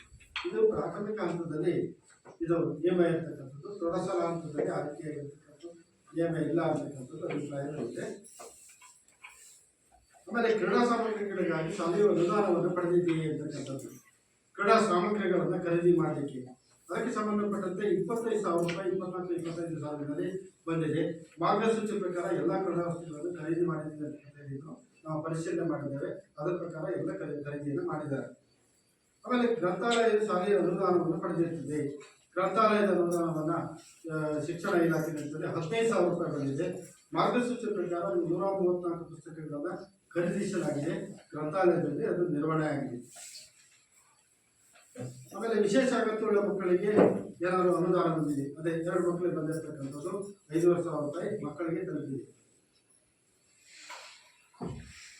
ಆಮೇಲೆ ಸ್ವಯಂ ರಕ್ಷಣಾ ತರಬೇತಿ ನೀಡತಕ್ಕಂಥ ಹೆಣ್ಮಕ್ಳಿಗೆ 9,000 ರೂಪಾಯಿ ಬಂದಿದೆ. ಅದು ಸಹ ಅದು ಮಕ್ಕಳಿಗೆ ಕಲಿಕಾ ವ್ಯವಸ್ಥೆಗೆ ತಲುಪಿದೆ. ಆಮೇಲೆ ಶೇಕಡ 10% ಸಂಯುಕ್ತ ಸಾಲ ಅನುದಾನವನ್ನು ಸ್ವಚ್ಛತಾ ಕ್ರಿಯಾ ಯೋಜನೆಗೆ ಉಪಯೋಗಿಸಬೇಕು ಅಂತಕ್ಕಂಥದ್ದು ಅದನ್ನು ಉಪಯೋಗ ಮಾಡಿದ್ದಾರೆ. ಆಮೇಲೆ ಶಾಲಾ ಸುರಕ್ಷತಾ ಸಮಿತಿಯನ್ನ ಶಾಲೆಯಲ್ಲಿ ರಚಿಸಲಾಗಿದೆ. ಮಕ್ಕಳಿಗೆ ಏನಾದರೂ ಸಮಸ್ಯೆಗಳಾದಾಗ, ಆರೋಗ್ಯದಲ್ಲಿ ತೊಂದರೆ ಇರ್ಬೋದು, ಬೇರೆ ರೀತಿಯ ತೊಂದರೆ ಇರ್ಬೋದು, ಸಮಸ್ಯೆಗಳಾದಾಗ ಒಂದು ಸುರಕ್ಷತಾ ಸಮಿತಿಯನ್ನ ಮಾಡಬೇಕು. ಪೋಷಕರನ್ನು ಒಳಗೊಂಡಿರ್ತಕ್ಕಂಥ, ಶಿಕ್ಷಕರನ್ನು ಒಳಗೊಂಡಿರ್ತಕ್ಕಂಥ ಸಮಿತಿ. ಮಕ್ಕಳಿಗೆ ಏನಾದರೂ ತೊಂದರೆ ಆದಾಗ ಆ ಸಮಿತಿ ಕ್ರಿಯಾಶೀಲವಾಗಿ ಕೆಲಸ ಕಾರ್ಯಗಳನ್ನು ನಿರ್ವಹಣೆ ಮಾಡಬೇಕಾಗ್ತದೆ. ಸ್ವಲ್ಪ ಜವಾಬ್ದಾರಿ ಇಲ್ಲ ಒಂದು ಆ ರೀತಿಯಾಗಿರ್ತಕ್ಕಂಥ ಸಮಿತಿಯಿಂದ ರಚನೆ ಮಾಡಿದೆ ಅಂತಕ್ಕಂಥದ್ದು ಹೇಳಿದರು. ಆಮೇಲೆ ಒಂದು ದೂರು ಪೆಟ್ಟಿಗೆಯನ್ನು ನಿರ್ವಹಣೆ ಮಾಡಬೇಕು. ಏನಾದರೂ ದೂರುಗಳಿದ್ರೆ ಪೋಷಕರು ಕೇಳಲಿಕ್ಕೆ ಅದನ್ನು ನಿರ್ವಹಣೆ ಮಾಡಿದ್ದಾರೆ. ಶಾಲಾ ಸುರಕ್ಷಾ ಪ್ರತಿಜ್ಞೆಯನ್ನು ಶಾಲಾ ಆವರಣದಲ್ಲಿ ಪ್ರದರ್ಶನ ಮಾಡಿದ್ದಾರೆ. ವಿದ್ಯುತ್ ತಂತಿಗಳನ್ನು ಮತ್ತು ಕೇಬಲ್ಗಳನ್ನು ಸರಿಯಾದ ಅರ್ಜಿಗಳೊಂದಿಗೆ ಇಂಟರ್ನೆಟ್ ಮಾಡಲಾಗಿದೆ ಮತ್ತು ಮಕ್ಕಳು ತಲುಪುವ ಹಂತದಲ್ಲಿ ಇದೆಯೇ. ತರಗತಿ ಕೊಠಡಿಯಲ್ಲಿರ್ಬೋದು ಅಥವಾ ಶಾಲಾ ಪರಿಸರದಲ್ಲಿ ಮಕ್ಕಳು ತಲುಪುವ ಹಂತದಲ್ಲಿ ವಿದ್ಯುತ್ ತಂತಿಗಳು ನಿರ್ವಹಣೆ ಆಗಬಾರ್ದು ಅಂತಕ್ಕಂಥದ್ದು ಒಂದು ನಿಯಮ. ಮಕ್ಕಳಿಗೆ ಏನಾದರೂ ತೊಂದರೆ ಆಗ್ತದೆ ಅಂತಕ್ಕಂಥದ್ದು ಆ ರೀತಿ ಆಗ್ತಕ್ಕಂಥದ್ದು ಎಲ್ಲೂ ನಮಗೆ ಕಂಡು ಬಂದಿಲ್ಲ. ಆಮೇಲೆ ಶಾಲೆಯಲ್ಲಿ ಜಾತಿ, ಲಿಂಗ, ಭಾಷೆಗಳಿಗೆ ಸಂಬಂಧಪಟ್ಟ ತಾರತಮ್ಯ ಅಂಶಗಳ ಕುರಿತು ಮೇಲ್ವಿಚಾರಣೆ ನಡೆಸಲಾಗ್ತದೆ. ಆ ಮೇಲ್ವಿಚಾರಣೆ ನಡೀತದೆ ಅಂತ ಹೇಳಿದರು. ಪ್ರಥಮ ಚಿಕಿತ್ಸಾ ಪೆಟ್ಟಿಗೆಯನ್ನು ಹೊಂದಿದೆ. ಮಗು ಆಟ ಪಾಠದಲ್ಲಿ ಭಾಗವಹಿಸಿದಾಗ ಕೆಲವು ಸಣ್ಣ ಪುಟ್ಟ ಗಾಯಗಳು ಅಥವಾ ಆರೋಗ್ಯದಲ್ಲಿ ತೊಂದರೆ ಆದಾಗ ಕನಿಷ್ಠ ಪ್ರಥಮವಾಗಿರ್ತಕ್ಕಂಥ ಔಷಧಿಯನ್ನು ಪಡ್ಕೊಳ್ಳಿಕ್ಕೆ ಒಂದು ಪ್ರಥಮ ಚಿಕಿತ್ಸಾ ಪೆಟ್ಟಿಗೆ ಇರಬೇಕು. ಅದರಲ್ಲಿ ಕನಿಷ್ಠ ಔಷಧಿಗಳು ಇರಬೇಕು ಅಂತಕ್ಕಂಥ ನಿಯಮ ಇದೆ. ಇದು ಪ್ರಥಮ ಚಿಕಿತ್ಸಾ ಪೆಟ್ಟಿಗೆಯನ್ನು ಹೊಂದಿದೆ. ತುರ್ತು ದೂರವಾಣಿ ಸಂಖ್ಯೆಗಳನ್ನು ಪ್ರದರ್ಶಿಸಲಾಗಿದೆ. ತುರ್ತು ದೂರವಾಣಿ, ಮಕ್ಕಳ ದೂರವಾಣಿ ಇರ್ಬೋದು, ಮಹಿಳಾ ದೂರವಾಣಿ ಇರ್ಬೋದು, ಅಗ್ನಿಶಾಮಕ ದೂರವಾಣಿ, ಪೊಲೀಸ್ ದೂರವಾಣಿ, ಆರೋಗ್ಯ ದೂರವಾಣಿಗಳು ಮತ್ತು ಶಿಕ್ಷಣ ಇಲಾಖೆಯ ಉನ್ನತಾಧಿಕಾರಿಗಳ DDP ಹಂತದಿಂದ ಇರ್ಬೋದು, ಅಲ್ಲಿಂದ ಮುಖ್ಯ ಶಿಕ್ಷಕರ ಒಂದು ದೂರವಾಣಿ ಸಂಖ್ಯೆಗಳನ್ನು ಮುಖ್ಯ ಶಿಕ್ಷಕರ ಕೊಠಡಿಯಲ್ಲಿ ಫಲಕದಲ್ಲಿ ಪ್ರದರ್ಶನ ಮಾಡಬೇಕಾಗ್ತದೆ. ಏನಾದರೂ ಸಂದರ್ಭ ಬಂದಾಗ ಪೋಷಕರು ಅಥವಾ ಗ್ರಾಮಸ್ಥರು ಮಾಹಿತಿಗಳನ್ನು ಪಡ್ಕೊಳ್ಳಿಕ್ಕೆ ಅದು ಅನುಕೂಲಕರ ಆಗ್ತದೆ ಅಂತ ಹೇಳಿದ್ದು, ಅದನ್ನು ಅಲ್ಲಿ ಆಗಲೇ ನಿರ್ವಹಣೆ ಮಾಡಲಾಗಿದೆ. ವಿಶೇಷ ಅಗತ್ಯವುಳ್ಳ ಮಕ್ಕಳೊಂದಿಗೆ ಸಮನ್ವಯಗೊಳಿಸಲು ಮಕ್ಕಳಿಗೆ ಮತ್ತು ಶಿಕ್ಷಕರಿಗೆ ಸಂವೇದನಾಶೀಲತೆಗಾಗಿ ಜಾಗೃತಿ ಕಾರ್ಯಕ್ರಮಗಳನ್ನು ಹಮ್ಮಿಕೊಳ್ಳಲಾಗಿದೆ. ಆ ರೀತಿಯಾಗಿರ್ತಕ್ಕಂಥ ಮಾಡ್ತೀವಿ ಅಂತ ಶಿಕ್ಷಕರು ಅಭಿಪ್ರಾಯವನ್ನು ಹೇಳಿದರು. ಕನಿಷ್ಠ ಒಬ್ಬ ಶಿಕ್ಷಕರು ವೃತ್ತಿಪರ ಮಾರ್ಗದರ್ಶನ ಮತ್ತು ಸಮಾಲೋಚನೆ ಕೌಶಲ್ಯಗಳ ತರಬೇತಿಯನ್ನು ಪಡೆದಿರ್ತಾರೆ. ಇದು ಇಲಾಖೆಯಲ್ಲಿ ನೀಡ್ತಕ್ಕಂಥದ್ದು. ವೃತ್ತಿಪರ ಕೌಶಲ್ಯಕ್ಕೆ ಸಂಬಂಧಪಟ್ಟಿರ್ತಕ್ಕಂಥ ತರಬೇತಿಯನ್ನು ಕೊಡ್ತಾರೆ ಇಲಾಖೆಯಲ್ಲಿ. ಅದನ್ನು ಮಕ್ಕಳಿಗೆ ಕಲಿಕೆಯನ್ನು ಮಾಡ್ತಕ್ಕಂಥದ್ದು ಮತ್ತು ಸಮಾಲೋಚನೆ ಕೌಶಲ್ಯ, ಮಗು ಏನಾದರೂ ಮಾನಸಿಕವಾಗಿ ಕೆಲವೊಂದು ತೊಂದರೆಗಳು ಬಂದಾಗ ಶಿಕ್ಷಕರು ಒಂದು ಶಾಲೆಯಲ್ಲಿ ಒಬ್ಬ ಶಿಕ್ಷಕ ವಿಶೇಷವಾಗಿರ್ತಕ್ಕಂಥ ಈ ಒಂದು ಕೌಶಲ್ಯಗಳ ತರಬೇತಿಯನ್ನು ಇಲಾಖೆ ನೀಡುತ್ತದೆ. ಮಕ್ಕಳಿಗೆ ಏನಾದರೂ ಆ ರೀತಿ ಆದಾಗ ಆ ಮಗುವಿನ ಸಮಾಲೋಚನೆ ಮೂಲಕ ಸಾಧಿಸ್ತೀನಿ ಅಂತಕ್ಕಂಥ ಒಂದು ತರಬೇತಿ ಇದ್ದು ಒಬ್ಬ ಶಿಕ್ಷಕರು ಪಡೆದಿದ್ದಾರೆ ಅಂತಕ್ಕಂಥ ಅಭಿಪ್ರಾಯವನ್ನು ಹೇಳಿದರು. ಶಾಲೆಯಲ್ಲಿ ಉತ್ತಮ ರೂಢಿಗಳಿದ್ದರೆ ನಮೂದಿಸುವುದು. ಏನೇನು ರೂಢಿಗಳನ್ನು ಉತ್ತಮವಾಗಿರ್ತಕ್ಕಂಥ ಕಲಿಕಾ ವಾತಾವರಣವನ್ನು ಶಾಲೆ ಮಾಡಿಕೊಂಡಿದೆ ಅಂತಕ್ಕಂಥದ್ದನ್ನು ರಸಪ್ರಶ್ನೆಗಳ ಮೂಲಕ ಸಾಮಾನ್ಯ ಜ್ಞಾನವನ್ನು ಹೆಚ್ಚಿಸ್ತಕ್ಕಂಥ ಅನೇಕ ಪ್ರಯೋಗದ ಚಟುವಟಿಕೆಗಳ ಮೂಲಕ ಕಲಿಕಾ ಜ್ಞಾನವನ್ನು ಹೆಚ್ಚಿಸ್ತಕ್ಕಂಥ ಡಿಜಿಟಲ್ ಮೂಲಸೌಕರ್ಯಗಳನ್ನು ಬಳಸಿಕೊಂಡು ಉತ್ತಮವಾಗಿರ್ತಕ್ಕಂಥ ಗುಣಮಟ್ಟದ ಕಲಿಕಾ ವಿಷಯಗಳನ್ನು ಕಲಿಕೆ ಮಾಡ್ತಕ್ಕಂಥದ್ದು ಇರ್ಬೋದು. ಆಮೇಲೆ ಅನೇಕ ಕ್ರೀಡಾ ಚಟುವಟಿಕೆಗಳನ್ನು ಮಕ್ಕಳಿಗೆ ಕಲಿಸ್ತಕ್ಕಂಥದ್ದು, ಹಾಜರಾತಿ ಮಾಹಿತಿ ಚಟುವಟಿಕೆಗಳನ್ನು ನೀಡತಕ್ಕಂಥದ್ದು, ಹೀಗೆ ಅನೇಕ ರೀತಿಯಾಗಿರ್ತಕ್ಕಂಥ ಚಟುವಟಿಕೆಗಳಲ್ಲಿ ಉತ್ತಮವಾಗಿರ್ತಕ್ಕಂಥ ಗುಣಮಟ್ಟದ ಶಿಕ್ಷಣವನ್ನು ಕಲಿಸ್ತಕ್ಕಂಥ ಎಲ್ಲ ಕೆಲವೊಂದು ಅಂಶಗಳನ್ನು ಇಲ್ಲಿ ನಿರ್ವಹಣೆ ಮಾಡಲಾಗ್ತದೆ ಅಂತಕ್ಕಂಥದ್ದನ್ನು ಶಿಕ್ಷಕರು ತಿಳಿಸಿದ್ರು. ನಾವು ಮಕ್ಕಳನ್ನು ವಿಚಾರ ಮಾಡಿದ್ವಿ, ಅದೆಲ್ಲ ನಿರ್ವಹಣೆ ಆಗ್ತದೆ ಅಂತಕ್ಕಂಥ ಅಭಿಪ್ರಾಯವನ್ನು ಅವರು ಹೇಳಿದರು. ಹೀಗೆ 134 ಅಂಶಗಳನ್ನು ಒಳಗೊಂಡಿರ್ತಕ್ಕಂಥ ಏನು ಸಮಗ್ರ ಶಿಕ್ಷಣ ಯೋಜನೆಗೆ ಸಂಬಂಧಪಟ್ಟಿರ್ತಕ್ಕಂಥ ಏನು ಸರ್ಕಾರದ ಆದೇಶವಿದೆ, ಯೋಜನೆ ಮಾರ್ಗಸೂಚಿ ಪ್ರಕಾರ ನಾವು ಪರಿಶೀಲನೆ ಮಾಡಿದ್ದೇವೆ. ಅದರಲ್ಲಿ ಏನೇನು ಅಂಶಗಳು ಉತ್ತಮ ಅಂಶಗಳು ಕಂಡುಬಂದಿದೆ, ಏನೇನು ಲೋಪದೋಷಗಳು ಕಂಡುಬಂದಿದೆ ಅಂತಕ್ಕಂಥ ಸಭೆಯನ್ನು ಮಂಡಿಸಿದ್ದೇನೆ. ನಾವು ವಾಸ್ತವವಾಗಿ ನೋಡಿದಾಗ ನಾವು ಅನೇಕ ಶಾಲೆಗಳನ್ನು ಈಗ ಸಾಮಾಜಿಕ ಪರಿಶೀಲನೆಗೆ ಒಳಪಡಿಸಿದ್ದೇವೆ. ಅದರಲ್ಲಿ ನಿಮ್ಮ ಶಾಲೆ ಅಂತಕ್ಕಂಥದ್ದು ನಾವು ಬೇರೆ ಶಾಲೆಗಳಿಗೆ ಹೋಲಿಸಿದರೆ ಇದು ಗ್ರಾಮಾಂತರ ಪ್ರದೇಶದಲ್ಲಿರ್ತಕ್ಕಂಥ ಒಂದು ಶಾಲೆ. ಇಲ್ಲಿ ನಮ್ಮ ಈ ಒಂದು ಯೋಜನೆಯ ಪ್ರಕಾರ ಏನು ಸಾಮಾಜಿಕ ಪರಿಶೀಲನೆಗೆ ಒಳಪಡಿಸಬೇಕು ಎಲ್ಲ ಸಾಮಾನ್ಯವಾಗಿ 60% ಹೆಚ್ಚಿನ ಉತ್ತಮ ಅಂಶಗಳನ್ನು ನಮ್ಮ ಕಾರಣದಲ್ಲಿ ಉತ್ತಮವಾಗಿರ್ತಕ್ಕಂಥ ಶಾಲಾ ವಾತಾವರಣ ಇದೆ, ಕಲಿಕಾ ವಾತಾವರಣ ಇರ್ತಕ್ಕಂಥದ್ದು ನಮಗೆ ಕಂಡುಬಂತು. ಹೆಚ್ಚಿನ ಉತ್ತಮ ಅಂಶಗಳೇ ಕಂಡುಬಂದಿರ್ತಕ್ಕಂಥದ್ದು. ಕೆಲವು ಲೋಪದೋಷಗಳು ಇದೆ, ಹಾಗೆ ಸಭೆಯನ್ನು ಮಂಡಿಸ್ತೇನೆ.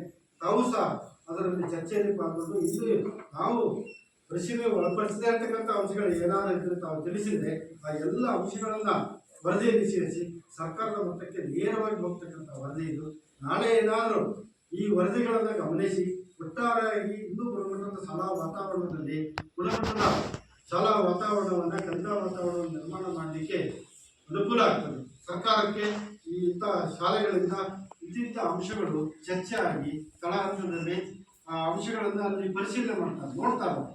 ನೋಡಿ ಇಂತಿಂಥ ಅಂಶಗಳು ಬಂದಿದೆ, ಇನ್ನೂ ಈ ಅಂಶಗಳನ್ನು ಶಾಲಾ ಹಂತದಲ್ಲಿ ಅನುಷ್ಠಾನ ಮಾಡಿದರೆ ಅದರಿಂದ ಗುಣಮಟ್ಟದ ಶಿಕ್ಷಣವನ್ನು ಕಲಿಕಾ ವಾತಾವರಣ ನಿರ್ಮಾಣ ಮಾಡಲಿಕ್ಕೆ ಸಾಧ್ಯ ಇದೆ ಅಂತಕ್ಕಂಥದ್ದು ಸರ್ಕಾರಕ್ಕೆ ಮನವರಿಕೆ ಆಗ್ತದೆ.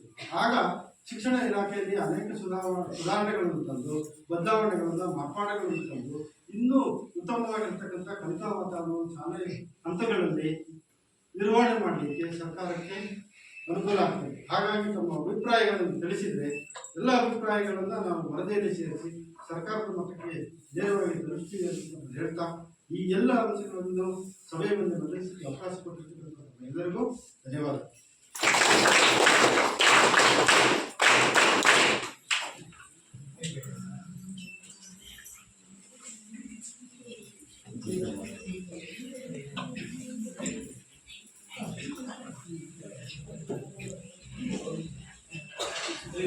ವರದಿಯನ್ನ ಮಂಡನೆ ಮಾಡತಕ್ಕಂತಹ ದೇವಪ್ಪ ಸರ್ಗೆ ಧನ್ಯವಾದಗಳು. ಬಹುಶಃ ನಿಮ್ಮ ಶಾಲೆಯ ಆವರಣದಲ್ಲಿ ಎಷ್ಟು ಮರಗಿಡಗಳಿದೆ ಅನ್ನೋದೊಂದು ಪ್ರಶ್ನೆ ಕೇಳಿಲ್ಲ ಬಿಟ್ಟರೆ ಅಷ್ಟು ಮಾಹಿತಿಯನ್ನ ನಿಮ್ಮ ಮುಂದೆ ದೀರ್ಘವಾಗಿ ಮಂಡಿಸಿದ್ದಾರೆ. ಸೊ ಇದರ ಮೇಲೆ ಯಾವ್ದಾದ್ರು ಚರ್ಚೆ, ಯಾವ್ದಾದ್ರು ಮತ್ತೆ ಅಂಶಗಳನ್ನು ಸೇರಿಸಬಹುದಿತ್ತು ಅಥವಾ ಇನ್ಯಾವುದೇ ಸಲಹೆಯನ್ನು ನೀಡೋದಿಲ್ಲ, ಮುಕ್ತವಾದಂತಹ ಅವಕಾಶ. ಸೀದಾ ನೇರ ಸರ್ಕಾರಕ್ಕೆ ಈ ವರದಿ ಹೋಗೋದ್ರಿಂದ ನಿಮ್ಮ ಸಲಹೆ ಸೂಚನೆಗಳನ್ನು ಪುರಸ್ಕರಿಸಲಾಗುತ್ತದೆ. ಹಾಗಾಗಿ ಸಲಹೆ ಸೂಚನೆಗೆ ಮುಕ್ತ ಅವಕಾಶ.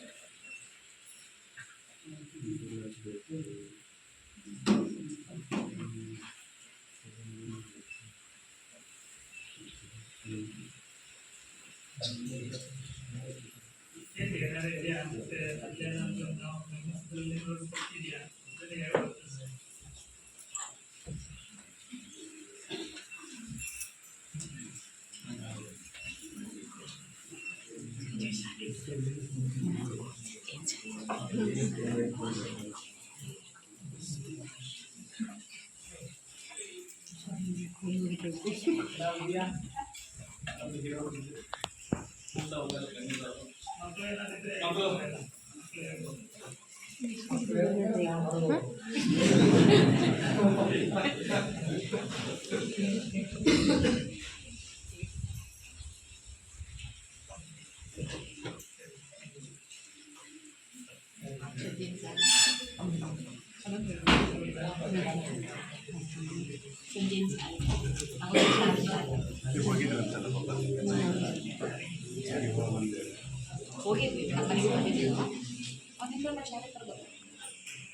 ಸಭೆಯನ್ನು ಕುರಿತು ಸಲಹೆ ಸೂಚನೆಗಳನ್ನ ನಮ್ಮ ಗ್ರಾಮ ಪಂಚಾಯತಿ ಸದಸ್ಯರಾಗಿರ್ತಕ್ಕಂತಹ ಶ್ರೀಯುತ ಭವಾನಿ ದಿವಾಕರ್ ಅವರು ತಮ್ಮ ಶ್ರೀಮತಿ ಭವಾನಿ ದಿವಾಕರ್ ಅವರು ಅನಿಸಿಕೆ ಅಥವಾ ಅಭಿಪ್ರಾಯ ಅಥವಾ ಸೂಚನೆಗಳನ್ನ ಹಂಚ್ಕೋಬೇಕಂತೇಳಿ ನಿಮ್ಮ ಶಾಲೆ ನೋಡಿ ದೇವಕಪ್ಪರು ಈ ಶಾಲೆ ಕಲ್ಲಿದ್ರೆ ಹೇಳ್ಬಿಟ್ರು.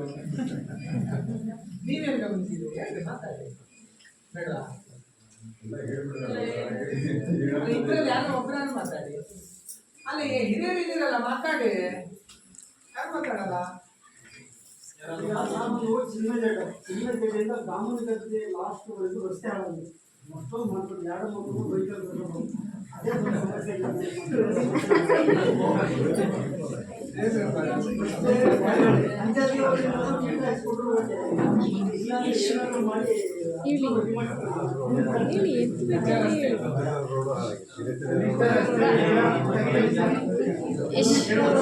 ಬಹಳ ಇದೆ. ಭಾರಿ ಕನಿಷ್ಠ ಆಗಿದೆ. ಶಾಲೆಗಳು ಕನಿಷ್ಠ ರಸ್ತೆ ಇದೆ ಅಂತ ಒಂದು ಪ್ರಶ್ನೆ ಕೇಳಿದ್ರು.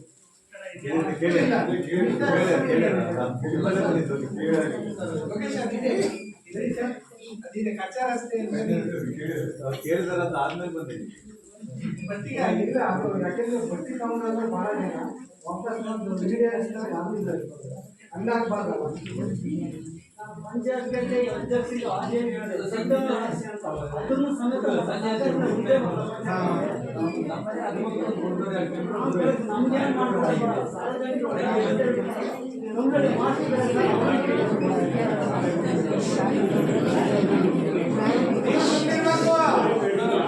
ಮಕ್ಕಳು ಸುಮ್ಮನೆ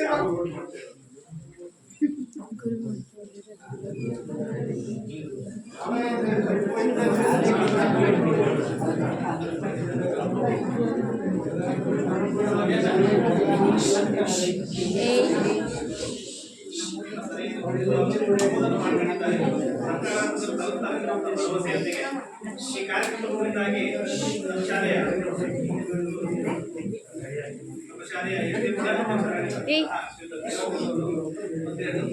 ಸಲಹೆ ಸೂಚನೆಗಳ ಅಥವಾ ಅಭಿಪ್ರಾಯ ಹಂಚ್ಕೋಬೇಕಂತೇಳಿ ಈ ಮೂಲಕ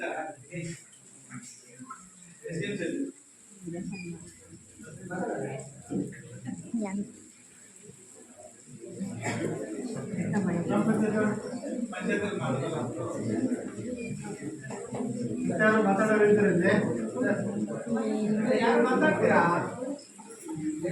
ಮಾತಾಡೋದಿಲ್ಲ.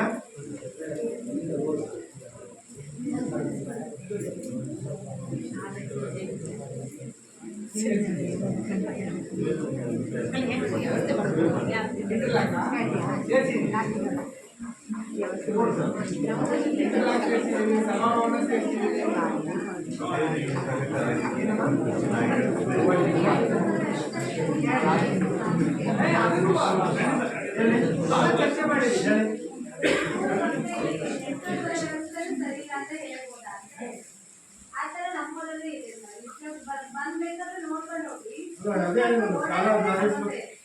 ಶಾಲೆಗೆ ಬರುವ ಮಕ್ಕಳ ದಾರಿ ಸುರಕ್ಷಿತವಾಗಿದೆ ಅಂತಕ್ಕಂಥದ್ದು ಒಂದು ಪ್ರಶ್ನೆ ಇದೆ ಅಲ್ಲಿ. ನಾವು ಹೇಳಿದ್ವಿ 27 ವಿದ್ಯಾರ್ಥಿಗಳ ನಿಮ್ಮ ಮಗು ಶಾಲೆಗೆ ಬರ್ತಕ್ಕಂಥ ದಾರಿ ಸುರಕ್ಷಿತವಾಗಿದೆ. ಮಕ್ಕಳು ಏನ್ ಮಾಡ್ಬೇಕು ಅಂತ ನೀವು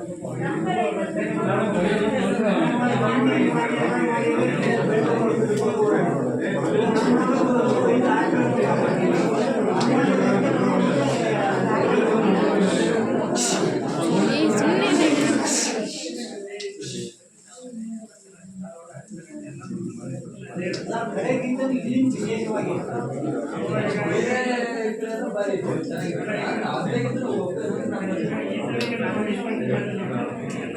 ಸಮಸ್ಯೆ ಇದೆ. ಹಾಗಾಗಿ ನಾವು ಅದು ಸುರಕ್ಷಿತ ಆಗಿದೆಯಾ ಇಲ್ಲ ಅಂತ ಕೇಳಿದ್ರೆ ಅಷ್ಟೇ ನಾವು ಹಾಕ್ಬೋದು ಸರ್. ನಾವೇ ಮಾತಾಡೋದಲ್ಲ ಸರ್, ನಾವು ಇದು ವಾಸ್ತವ ಅಂಶ ಈ ಶಾಲೆ ಬರೋ ಮಕ್ಕಳಿಗೆ ಯಾವ ತರ ಪರಿಸ್ಥಿತಿ ಇದೆ ಅನ್ನೋದನ್ನ ನಾವು ಕೊಡ್ತೀವಿ, ವರದಿ ಕೊಡ್ತೀವಿ ಅಷ್ಟೇ. ಅವಾಗ ಅದ್ರಲ್ಲಿ ಏನಾದ್ರು ಬದಲಾವಣೆ ಮಾಡ್ಬೇಕು ಮಾಡ್ಬೋದು ಅಂತ. ಈಗ ನಾವು ರಸ್ತೆ ಇಲ್ಲ ಅಂತ ನಾವು ರಸ್ತೆ ಮಾಡ್ಕೊಳಕ್ಕಾಗಲ್ಲ. ಈಗ ಏನು ಸಣ್ಣ ಪುಟ್ಟ ಸುಧಾರಣೆ ಮಾಡೋದಕ್ಕೆ ಗ್ರಾಮ ಪಂಚಾಯತ್ ಏನಾದ್ರು ಮಾಡ್ಕೊಡ್ಬೋದು.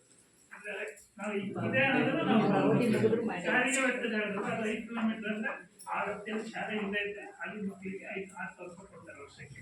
ಅಂದ್ರೆ 5 ಕಿಲೋಮೀಟರ್ ರಸ್ತೆವರೆಗೆ ಹೈಸ್ಕೂಲ್ ಇರಬಾರ್ದು, ಅಲ್ಲಿ ಇದ್ರೆ ಬರೋದು ಆ ಥರದ್ದಿದ್ರೆ ಅದನ್ನು ನಾವು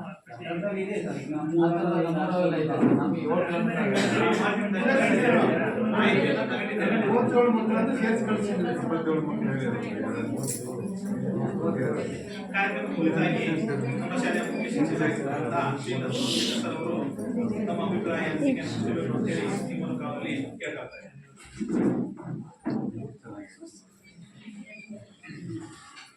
ಆತ್ಮೀಯ ಪೋಷಕ ಬಂಧುಗಳೇ, ನಾನು ಸೇವೆ ಸೇರಿ 32 ವರ್ಷ 10 ದಿನ ಆಗಿದೆ.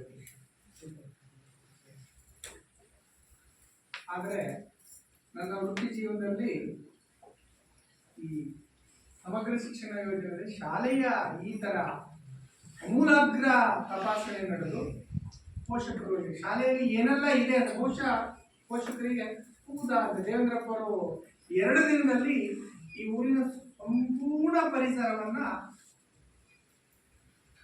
ತಿಳ್ಕೊಂಡು ನಿಮ್ಮ ಮುಂದೆ ವಿಷಯ ಸಂಗ್ರಹಣೆ ಮಾಡಿ ಪೋಷಕರ ಜೊತೆಗೆ ಜನಪ್ರತಿನಿಧಿಗಳ ಜೊತೆಗೆ ಶಾಲಾ ಪ್ರತಿನಿಧಿಗಳ ಜೊತೆಗೆ. ಹಾಗಾಗಿ ಈ ಸಮಾರಂಭದ ಅಧ್ಯಕ್ಷತೆಯನ್ನು ವಹಿಸಿಕೊಂಡಿರ್ತಕ್ಕಂಥ ಆತ್ಮೀಯ ಸನ್ಮಿತ್ರರಾಗಿರ್ತಕ್ಕಂಥ ಕೃಷಿ ಇಲಾಖೆಯ ಅಧಿಕಾರಿಗಳಾಗಿರ್ತಕ್ಕಂಥ ಮಾಜಿ ಸಭೆ, ಇದರ ನೋಡಲ್ ಆಫೀಸರ್ ಆಗಿರ್ತಕ್ಕಂಥ ನಾಗೇಶ್ ಅವರು, ಶಾಲಾಭಿವೃದ್ಧಿ ಸಮಿತಿಯ ಅಧ್ಯಕ್ಷರಾಗಿರ್ತಕ್ಕಂಥ ಸ್ನೇಹಿತರು ಸುರೇಶ್ ಅವರು, ಶಾಲೆಯ ಸಮಗ್ರ ತಪಾಸಣೆಯನ್ನು ಕಳೆದ 2 ದಿನಗಳಿಂದ ನಮ್ಮ ಭಾಗವಾಗಿ ಶಾಲೆಯ ಸಿಬ್ಬಂದಿ ವರ್ಗದ ಜೊತೆಯಲ್ಲಿ ಶಾಲೆಯಲ್ಲಿ ಎಲ್ಲ ಕೂಲಂಕುಷವಾಗಿ ತಪಾಸಣೆ ಮಾಡಿರ್ತಕ್ಕಂಥ ದೇವೇಂದ್ರಪ್ಪ ಅವರು, ಸಹೋದರಿ ಪಲ್ಲವಿ ಹಾಗೂ ಭವಾನಿ ಅವರೇ, ಶಾಲಾಭಿವೃದ್ಧಿ ಸಮಿತಿಯ ಸದಸ್ಯರಾಗಿರ್ತಕ್ಕಂಥ ಅಶ್ವಿನಿ ಅವರೇ, ಶಶಿ ಅವರೇ, ರಾಘು ಅವರೇ, ಪರಮೇಶ್ವರ ಅವರೇ, ಸೀನಿಯರ್ ಆಗಿರ್ತಕ್ಕಂಥ ಎಲ್ಲ ಉದ್ಯೋಗಿ ಸಂಗೀತರೇ ಹಾಗೂ ಪೋಷಕ ಬಂಧುಗಳೇ, ಕಳೆದ ತಿಂಗಳಲ್ಲಿ ನಾವು ಶಾಲೆಯಲ್ಲಿ ಒಂದು ತಾಯಂದಿರ ಸಭೆಯನ್ನು ಮಾಡಿದ್ವಿ. ಆ ದಿನ 86 ಜನ ಪೋಷಕ ಬಂಧುಗಳಲ್ಲಿ ಸುಮಾರು 80 ಜನ ಅವತ್ತು ಬಂದರು, ಇನ್ನೂ ಉಳಿದಂಥವರು ಮಾರದಿನ ಬಂದರು. ಇವತ್ತು ಬಹಳಷ್ಟು ಜನ ಬಹುಶಃ ಮನಸ್ಸಿನಲ್ಲಿ ಅಂದ್ರೆ ಈ ಬೇಸಿಗೆ ಜನ ಬೇರೆ ಕೆಲಸ ಇಲ್ಲ, ನನ್ನ ಕೆಲಸ ಇದೆ, ಅದು ಸಹ ನಮ್ಮ ಶಾಲೆ ನಮ್ಮೂರ ಶಾಲೆ ಅಂತಕ್ಕಂಥ ಅಭಿಮಾನದಿಂದ ನೀವೆಲ್ಲರೂ ಬಂದಿದ್ದೀರಿ. ನಾನು ಹೇಳ್ತಕ್ಕಂಥ ಪರಿಪೂರ್ಣ ಮನುಷ್ಯ ಯಾವತ್ತೂ ಆಗಲ್ಲ. ದೇವೇಂದ್ರಪ್ಪರು ಬಹುಶಃ ನಾನು ಯಾವತ್ತೂ ಪರಿಪೂರ್ಣ ಅನ್ನೋದು ಎಲ್ಲೂ ಹೇಳಕ್ ಹೋಗಲ್ಲ. ಆಗಿದೆ, ಆಗದು ಇನ್ನೂ ಬಹಳ ಇದೆ, ಆಗಿದೆ, ಇನ್ನೂ ಆಗ್ಬೇಕಾಗಿರ್ತಕ್ಕಂಥದ್ದು ಬಹಳ ಇದೆ. ಹಾಗೆ ಏನೇನು ಆಗ್ಬೇಕು ಅಂತಕ್ಕಂಥದ್ದನ್ನ ಅವ್ರಿಗೆ ಏನಂತ ಹೇಳಿದ್ರೆ, ಇಲ್ಲಿ ಕಂಡು ಬಂದಿರತಕ್ಕಂಥ ಉತ್ತಮ ಅಂಶಗಳು ಮತ್ತು ಏನಾದ್ರು ಲೋಪದೋಷಗಳನ್ನು ಮಾತ್ರ ನಿಮ್ಮ ಮುಂದೆ ಚರ್ಚೆ ಮಾಡ್ಕೊಂಡು ಇದು ಶಾಲೆಗೆ ಇರಲಿಲ್ಲ. ಅವರು ಮೊದಲೇ ಹೇಳಿದ್ರು. ಈಗ ಅವ್ರು ಏನೇನು ಮಂಡನೆ ಮಾಡಿರ್ತಕ್ಕಂಥದ್ದು 2023-24, ನಾವು ಈಗಿರ್ತಕ್ಕಂಥದ್ದು 25-26ನೇ ಸಾಲಲ್ಲಿ 2 ವರ್ಷಗಳ ಹಿಂದೆ ಶಾಲೆಯಲ್ಲಿ ಏನು ನಡೆದಿರ್ತಕ್ಕಂಥದ್ದನ್ನು ನಿಮ್ಮ ಮುಂದೆ ಮಂಡನೆ ಮಾಡಿದ್ದೇವೆ. ಬಹುಶಃ ನಿಮಗೆ ಅನಿಸಿರ್ಬೋದು, ಹೌದಾ ನಮ್ಮ ಶಾಲೆಯಲ್ಲಿ ಇಷ್ಟೆಲ್ಲ ನಡೆದಿದೆಯಾ ಅಂತಕ್ಕಂಥದ್ದು. ತೃಪ್ತಿ ಇದೆ ನಮಗೆ, ಆದರೆ ಸಂತೃಪ್ತಿ ಇಲ್ಲ. ಯಾವಾಗ ಸಂತೃಪ್ತಿ ಆಗ್ತಕ್ಕಂಥದ್ದು? ಎಲ್ಲವೂ ಫುಲ್ಫಿಲ್ ಆದಾಗ ಮಾತ್ರ ಸಾಧ್ಯ ಆಗುತ್ತೆ. ನಾನು ಅದಕ್ಕೆ ಪದೇ ಪದೇ ಪೋಷಕ ಬಂಧುಗಳಿಗೆ ಹೇಳ್ತಾ ಇರ್ತೀನಿ, ಶಾಲೆಗೆ ಬನ್ನಿ ಅಂತಕ್ಕಂಥದ್ದು. ಹಾಗಿದ್ದಾಗ ಮಾತ್ರ ಇಲ್ಲಿ ಏನ್ ನಡೀತಾ ಇದೆ, ಏನ್ ನಡೀಬೇಕು ಅಂತಕ್ಕಂಥದ್ದನ್ನ ಬಂಧುಗಳೇ, ಈ ಬೆಳ್ಳೂರಿನ ವಾತಾವರಣ ಇದೆಯಲ್ಲ, ಅದು ಸುಲಭ ಇಲ್ಲ. ಎಲ್ಲಿ ನೇರ್ಲಿಗಿಂದ ಸ್ಟಾರ್ಟ್ ಆಗಿ ಈ ಕಡೆ ಇಲ್ಲಿಗೆ ಮತ್ತಿಕೊಪ್ಪ ಘಟ್ಟದವರೆಗೂ ಹೋಗುತ್ತೆ. ಇನ್ನು ಎಲ್ಲಿ ಹೆಬ್ಬಳ್ಳಿಯಿಂದ ಸ್ಟಾರ್ಟ್ ಆಗಿ ಈ ಕಡೆ ಇಲ್ಲಿವರೆಗೂ ಹೋಗುತ್ತೆ. ಸಂಪೂರ್ಣವಾಗಿ ಗ್ರಾಮೀಣ ಹಿನ್ನೆಲೆ ಇರ್ತಕ್ಕಂಥದ್ದು. ಬಹುಶಃ ಇಲ್ಲಿ ನಿಮಗೆ ಅನಿಸಿರ್ಬೋದು ಹಿರೇಸಾನಿ, ಚಾಣಬೈಲು, ಅಲ್ಲಿಯ ರಸ್ತೆಗಳು ಹೀಗಿದೆ. ಯಾರು ಅವಾಗ ನಡ್ಕೊಂಡು ಹೋಗ್ಲಿಕ್ಕೂ ಸಾಧ್ಯ ಇರಲಿಲ್ಲ ಅಂತ ಸ್ಥಿತಿ ಇರ್ತಕ್ಕಂಥದ್ದು. 1994 ಜುಲೈಯಲ್ಲಿ ಈ ಶಾಲೆ ಪ್ರಾರಂಭ ಆಗಿದೆ. ಜುಲೈಯಲ್ಲಿ ಪ್ರಾರಂಭ ಆಗಿರ್ತಕ್ಕಂಥ ಶಾಲೆ. ಈಗ ಅನೇಕ ವಸಂತಗಳು ಕಳೆದಿದೆ, ಅನೇಕ ಇಲ್ಲಿಗ ಹೋಗಿದ್ದಾರೆ, ತಮ್ಮ ಬದುಕನ್ನು ಕಳ್ಕೊಂಡಿದ್ದಾರೆ. ನಾನು ಮೊನ್ನೆ ಸುಮ್ಮನೆ ಜಸ್ಟ್ ಈ ನಾನು ಇಲ್ಲಿ ಬಂದು ನಾಳೆ ಆಗಸ್ಟಿಗೆ 3 ವರ್ಷ ಆಗುತ್ತೆ. ಕಳೆದ 4 ವರ್ಷಗಳಲ್ಲಿ ನೀವು ಕ್ವಾಲಿಟಿ ಆಫ್ ಎಜುಕೇಶನ್ ಅನ್ನ ಮಾಡ್ಬೋದು. 109 ಜನ ಎಕ್ಸಾಮ್ ಬರೆದಿದ್ದಾರೆ, SLC ಎಕ್ಸಾಮ್. ನಿಮಗೆ ಯಾರು ಗಮನದಲ್ಲಿ ಎಷ್ಟು ಜನ? 109 ಜನ ಕಳೆದ 4 ವರ್ಷಗಳಲ್ಲಿ. 109ರಲ್ಲಿ 107 ಜನ ಪಾಸ್ ಆಗಿದ್ದಾರೆ, 2 ಜನ ಮಾತ್ರ ಫೇಲ್. ಅದಕ್ಕೆ ಇಲ್ಲಿ ನಮ್ಮಿಂದ ಎಷ್ಟು ಸಾಧ್ಯವೋ ಹಾಗಂತೇಳಿ ನಾವು ಪರಿಪೂರ್ಣವಾಗಿ ಕೊಡಲಿಲ್ಲ. ಈ ವರ್ಷ ಬಂದಿರ್ತಕ್ಕಂಥ ಫಲಿತಾಂಶ ಇದೆಯಲ್ಲ, ಒನ್ ಆಫ್ ದ ಬೆಸ್ಟ್ ಫಲಿತಾಂಶ. ಸುಮ್ಮನೆ ಪಾಸ್ ಆಗಲಿಲ್ಲ. ಯಾಕೆ ಸಾಧ್ಯ ಆಗ್ತದೆ? ನಮ್ಮಿಂದ ಮಾತ್ರ. ನಾನು ಅನ್ನೋದೇನಾಗುತ್ತೆ, ಅಹಂಕಾರ ಆಗುತ್ತೆ. ನಾವು ಅನ್ನೋದು ಬಂದಾಗ ಮಾತ್ರ ಪ್ರಗತಿಯ ಸಂಕೇತ ಆಗುತ್ತೆ. ಅದೆಲ್ಲ ಕಾರಣೀಭೂತರು ನೀವು, ವ್ಯವಸ್ಥೆ ಕಾರಣೀಭೂತರಾಗಿದೆ. ಹಾಗಾಗಿ ಕಾಲಕ್ಕೆ ನಿಮ್ಮ ಸಹಕಾರ ಇದ್ದಾಗ ಮಾತ್ರ ನಾವು ಏನಾದ್ರು ಸಾಧನೆ ಮಾಡಬೇಕು. ಸ್ಥಳೀಯ ಸಂಸ್ಥೆಗಳು, ಸ್ಥಳೀಯ ಜನಪ್ರತಿನಿಧಿಗಳು. ನಾನು ಬಂದಾಗ ಬಹಳಷ್ಟು ಜನರಿಗೆ ಇಲ್ಲಿ ಕೇಳ್ತಾ ಇರ್ತೀನಿ, ಏನ್ ಈ ಶಾಲೆ ಕಡೆ ಬರೋದಿಲ್ಲ. ಅವ್ರು ಹೇಳ್ತಾರೆ, ಶಾಲೆಗೆ ಎಂತಕ್ಕೆ ಬರೋಣ ಅಂತ. ಅವರು ಕೇಳೋ ಪ್ರಶ್ನೆ, ಶಾಲೆ ಎಲ್ಲ ಸುಸೂತ್ರವಾಗಿ ನಡ್ಕೊಂಡು ಹೋಗ್ತಾ ಇದೆಯಲ್ಲ ಅಂತ. ನಾನು ಹೇಳೋದು, ಸುಮ್ಮನೆ ಬಂದು ಮಾತಾಡ್ಸ್ಕೊಂಡು ಹೋಗ್ರಿ ಅಂತ. ಹಾಗಾಗಿ ನೀವು ಶಾಲೆಗೆ ಬನ್ನಿ ಅಂತ ಕರೀತಾರೆ. ನಮ್ಮ ದಾರಿ ಮೇಲೆ ಹೋಗೋದನ್ನ ಅಲ್ಲೆಲ್ಲರೂ ಕರೀತಾರೆ, ಏನು ಶಾಲೆ ಕಡೆ ಬರಲಿಲ್ಲ. ಪೌರಾಣಿಕ ಅದನ್ನೇ ನಾನು ಹೇಳೋದು, ಮಗಳು ಮಗ ಪಾಸ್ ಆಗಿ ಹೋದ್ರೆ ಶಾಲೆಗೆ ಬರಲ್ಲ. ದಿವಾಕರನ ರಾತ್ರಿ ಜೋರು ಮಾಡಿದ್ದೀನಿ.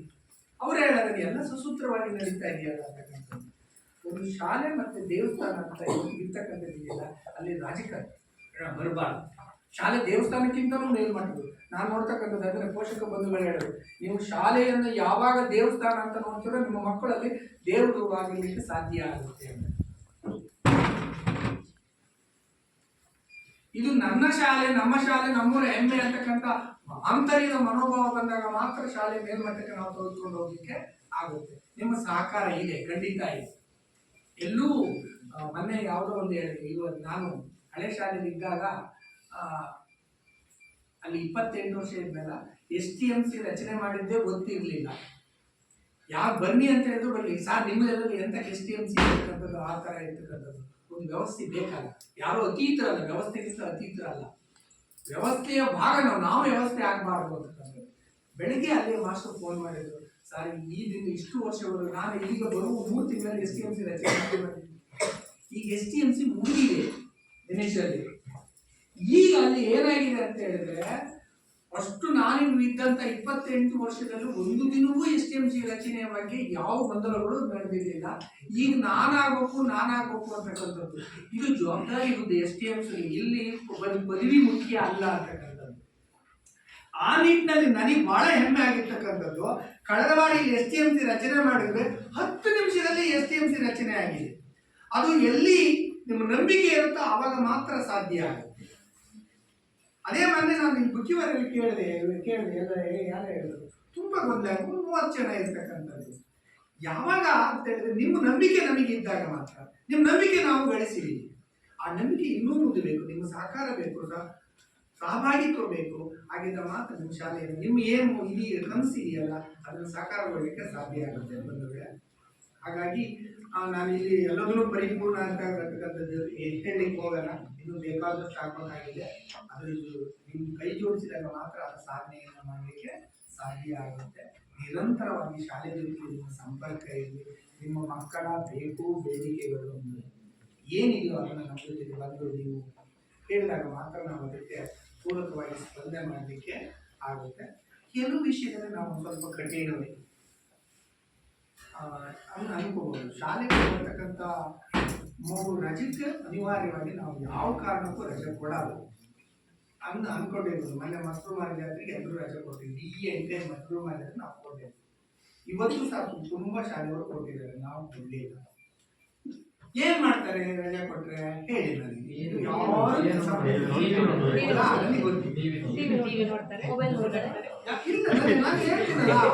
ಬೆಳಗ್ಗೆ ಮುಂಚೆ ಬೆಡ್ಶೀಟ್ ಹೋಗಮ್ಮ ಆಮೇಲೆ ನಿಮಗೆ ರಜೆ ಐತಮ್ಮ. ಇಡೀ ಅಲ್ವಾ ಬೆಳಗ್ಗೆಯಿಂದ ಸಂಜೆವರೆಗೂ ಆ ಕಡೆಯಿಂದ ಈ ಕಡೆ ಈ ಕಡೆ ಮೌಳಿಗೆ ರಜೆ ಕೇಳ್ತಾರೆ ಕೊಡಲ್ಲ. ಯಾಕೆ ಕೊಡ್ಬೇಕು? ಕೋಳಿ ಕುಯ್ಯೋರು ನೀವು ದೊಡ್ಡವರು, ಅಡಿಗೆ ಮಾಡೋರು, ಸಾಂಬಾರ್ ಮಾಡೋರು ಅಮ್ಮವರು, ಇವ್ರೇನು ಬೆಳಗ್ಗೆಯಿಂದ ಸಂಜೆವರೆಗೂ ಅಷ್ಟೇ ಓಡಾಡ್ತಕ್ಕಂಥದ್ದು. ಹಾಗಾಗಿ ರಜದ ವಿಷಯದಲ್ಲಿ ಮಾತ್ರ ಅನಿವಾರ್ಯ ಕಾರಣಗಳಿದ್ದಲ್ಲಿ, ಹೆಲ್ತ್ ಇಶ್ಯೂ ಇರ್ತಕ್ಕಂಥ ನಿಮ್ಮ ಮನೆಯಲ್ಲೇ ಪ್ರೋಗ್ರಾಮ್ ಇದ್ದಲ್ಲಿ, ಇವತ್ತು ಬೆಳಗ್ಗೆ ಯಾರು ನನಗೆ ಫೋನ್ ಮಾಡಿದ್ರು, ಹಾಲೆರಿಬೇಕು ಬಳಸಿ, ನಾನು ಅಂದೆ ಇಲ್ಲ ಕಳಿಸಲ್ಲ ಅಂತ. ಇಲ್ಲೇ ಏನೋ ಅಜ್ಜಿ ಹೇಳಿದಾರೆ, ಅಜ್ಜಿಗೆ ರೇಖೆ, ಅಜ್ಜಿಗಿಂತ ದೇವರು ಇನ್ನೊಂದು ಅಜ್ಜಿಯ ಎಲ್ಲ ಪೂರ್ತಿ ಮೊಮ್ಮಗು ಬರುತ್ತೆ, ಕಳಿಸಲ್ಲ ಅಂತ. ಆಲ್ ರಿಕ್ವೆಸ್ಟ್ ಮಾಡ್ಕೊಂಡ್ರು ಬರ್ಬೋದೇನೆ ಕರ್ಕೊಂಡು ಹೋಗೋ ಭವಿಷ್ಯ. ಎಲ್ಲ ಏನಾಗುತ್ತೆ ಅಂತ ಹೇಳಿದ್ರೆ ನೀವು ಕೇಳ್ತೀರಿ, ನೀವು ನಿಮ್ಮ ಪ್ರೀತಿ ವಿಶ್ವಾಸ ಕರೆಕ್ಟ್ ಮಕ್ಕಳ ಮೇಲೆ. ನಮ್ಮ ಒಂದೇ ಮಗು ಇದೆ, ಒಬ್ಬಳೇ ಮಗಳಿದ್ದಾರೆ, ಕೂತು ಹಾಲು ಹೇಳಿದ್ರೆ ಹಾಲು ಮಗು ಕೂರಿಸಿದ್ದಾರೆ. ನಾನು ಇನ್ನೇ ಹೇಳಿದೆ ಇವತ್ತು ಬಟ್ಟೆ ತಿನ್ನಲ್ಲ ಅಂದ್ರು ಸರ್. ನಾನು ನಿಮ್ಮ ಹತ್ರ ಯಾಕೆ ಓಪನ್ ಆಗಿ ಹೇಳ್ತೇನೆ, ಹಾವು ಬಟ್ಟೆ ತಿನ್ನಲ್ವಾ? ಹೌದಾ? ನೀವು ಇವತ್ತು ಬಟ್ಟೆ ತಿನ್ನಲ್ಲ ಅಂತ ಅದನ್ನೇ ಹೇಳಿದ್ದೀನಿ. ಸುಮಾರು ಇವತ್ತು ಲೆಕ್ಕ ಕೊಟ್ಟಿದ್ದಾರೆ ಬಟ್ಟೆ ತಿನ್ನಲ್ಲ ಅಂತ ಹೇಳ್ತೇನೆ. ಹಾಗಾಗಿ ನಂಬಿಕೆ ಬೇಡ ಅಂತ ಹೇಳಲ್ಲ, ನಮ್ಮ ನಂಬಿಕೆ ಬೇಕು. ನಾವು ನಿಮ್ಮ ನಂಬಿಕೆ ಒಂದು ಚೂರು ಚುತಿತಾರಲ್ಲ, ಅದು ನಮ್ಮ ಭಾಗ ಇದೆಯಲ್ಲ, ಈ ವ್ಯವಸ್ಥೆ ಇದೆಯಲ್ಲ, ಅದಕ್ಕೆ ಅನುಗುಣವಾಗಿ ಕೊಡಲ್ಲ. ನೀವ್ಯಾರು ಕರ್ಕೊಂಡು ಹೋಗ್ಬಿಡ್ತೀರಿ? ಬೇರೆ ಮಕ್ಕಳು ಅವ್ರು ಕಳಿಸಿದ್ರು ನಮ್ಮನ್ನು ಕಳಿಸಿಲ್ಲ ಅಂತ ಎಲ್ಲ ಖಿನ್ನತೆಗಳಾಗ್ತದೆ. ಹಾಗಾಗಿ ಮಧ್ಯದಲ್ಲಿ ನಾನು ಯಾವ ಕಾರಣಕ್ಕೂ ರಜೆ ಕೊಡಲ್ಲ. ನೀವು ಯಾವ ಕಾರಣಕ್ಕೂ ರಜೆ ಕೇಳಕ್ ಹೋಗ್ಬಿಡಿ. ನಿಮ್ಮ ಮನೆಯಲ್ಲಿ ಫಂಕ್ಷನ್ ಇದ್ದಾಗ, ಆರೋಗ್ಯ ಇಶ್ಯೂ ಇದ್ದಾಗ ಮಾತ್ರ ರಜೆ ಕೊಡ್ತೀವಿ. ಓಕೆ. ಆಮೇಲೆ ಬಹಳ ಮುಖ್ಯವಾಗಿ ಗಮನಿಸ್ತಕ್ಕಂಥದ್ದು ಅಂತ ಹೇಳಿದ್ರೆ, ಶಾಲೆ ಬಗ್ಗೆ ಏನೇ ಮಾತಾಡಿದ್ರೆ, ಯಾರೇ ಮಾತಾಡಿದ್ರು ಶಾಲೆಗೆ ಬನ್ನಿ. 24 ಯಾವತ್ತಾದ್ರೂ ನೀವು ಕರೆ ಬರ್ಲಿಕ್ಕಾಗಿದ್ರು ಫೋನಾರು ಮಾಡಿ ಶಾಲೆ ವಿಷಯಗಳನ್ನು, ನಿಮ್ಮ ಮಗುಗೆ ಏನಾದ್ರು ಮದುವೆ ಆಗಿದ್ದಾಗ ಅಥವಾ ಬೇರೆ ಮಗುವಿನ ನ್ಯೂನತೆಗಳನ್ನು ನೀವೇನಾದ್ರು ದಾರಿ ಮೇಲೆ ಎಲ್ಲಾದ್ರೂ ಗಮನಿಸಿದಾಗ ಮುಕ್ತವಾಗಿ ನಮ್ಮ ಜೊತೆಗೆ ಬಂದು ಮಾತನಾಡಿ ಅದಕ್ಕೆ ಪರಿಹಾರ ನಮ್ಮಿಂದ ಸಾಧ್ಯವಾದರೆ ನಮ್ಮಿಂದ ಕೊಡ್ತೀವಿ, ಅಥವಾ ನಮ್ಮಿಂದ ಆಗದೇ ಇದ್ರೆ ಅದಕ್ಕೊಂದು ವ್ಯವಸ್ಥೆ ಇದೆ, ಅಲ್ಲಿ ಸಿಗುವಂಥ ವ್ಯವಸ್ಥೆಯನ್ನು ನಾವು ಮಾಡ್ತೀವಿ. ಅದಕ್ಕೂ ಮುಖ್ಯವಾಗಿರ್ತಕ್ಕಂಥದ್ದು ಇನ್ನೊಂದು ಕೆಲವು ಅವರು ಹೇಳಿದ್ರು, ನಾನು ಅವರಿಗೆ ಅದನ್ನೇ ಹೇಳಿದ್ದೀನಿ. ಏನಾದ್ರು ಇಲ್ಲ ಅಂತ ಹೇಳಿದ್ರೆ ದಯವಿಟ್ಟು ಹೇಳಿ. ನಾನು ಅದನ್ನೇ ನಿಮಗೆ ನಮ್ಮ ಸೂಕ್ಷ್ಮವಾಗಿ ಹೇಳಿದೆ. ನನ್ನ 32 ವರ್ಷ ಸರ್ವಿಸ್ನಲ್ಲಿ ನಾನು ಇಷ್ಟು ಅಮೂಲಾಗ್ರವಾಗಿರ್ತಕ್ಕಂಥ ಪರಂಪರಿಸಿರ್ತಕ್ಕಂಥದ್ದನ್ನು ನಾನು ನೋಡಿಲ್ಲ. ಬರ್ತಿದ್ರು ಆಫೀಸ್ನವ್ರು, ಬರ್ತಿದ್ರು ಲೆಕ್ಕಾಚಾರ ನೋಡ್ಕೊಡ್ತಿದ್ರು, ಹೋಗ್ತಿದ್ರು. ಇವರೆಲ್ಲ ಸಮಗ್ರವಾಗಿ ಮಕ್ಕಳ ಜೊತೆಗೂ ಇದು ಮಾಡ್ಕೊಂಡಿದ್ದಾರೆ. ನಮ್ಮಲ್ಲಿ ಲೋಪದೋಷ ಇಲ್ಲ ಅಂತ ನಮ್ಮಲ್ಲಿದೆ, ತಿದ್ಕೊಳ್ಳಿಕ್ಕೆ ಅವಕಾಶ ಇದೆ. ಪರಿಪೂರ್ಣ ಆಗಕ್ಕೆ ಸಾಧ್ಯನೇ ಇಲ್ಲ.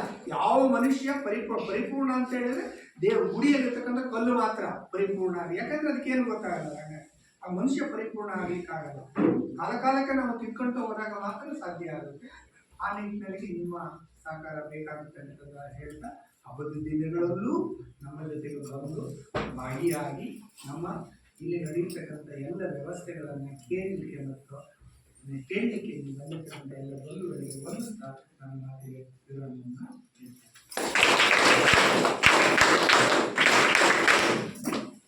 ಅಭಿಪ್ರಾಯ ನಮ್ಮ ಈ ಕಾರ್ಯಕ್ರಮ ಕುರಿತಾಗಿ ಕಾರ್ಯಕ್ರಮದ ಅಧ್ಯಕ್ಷರನ್ನು ವಹಿಸಿರುವಂತಹ ಶ್ರೀ ಮಾರುತಿ ಸರ್ ಅವರು ಕಾರ್ಯಕ್ರಮ ಕುರಿತಾಗಿ ಒಂದೆರಡು ಹಿತವಚನಗಳು ಹಂಚಬೇಕು ಅಂತ ಹೇಳಿ ಕೇಳ್ತಾರೆ. ಎಲ್ರಿಗೂ ನಮಸ್ಕಾರ.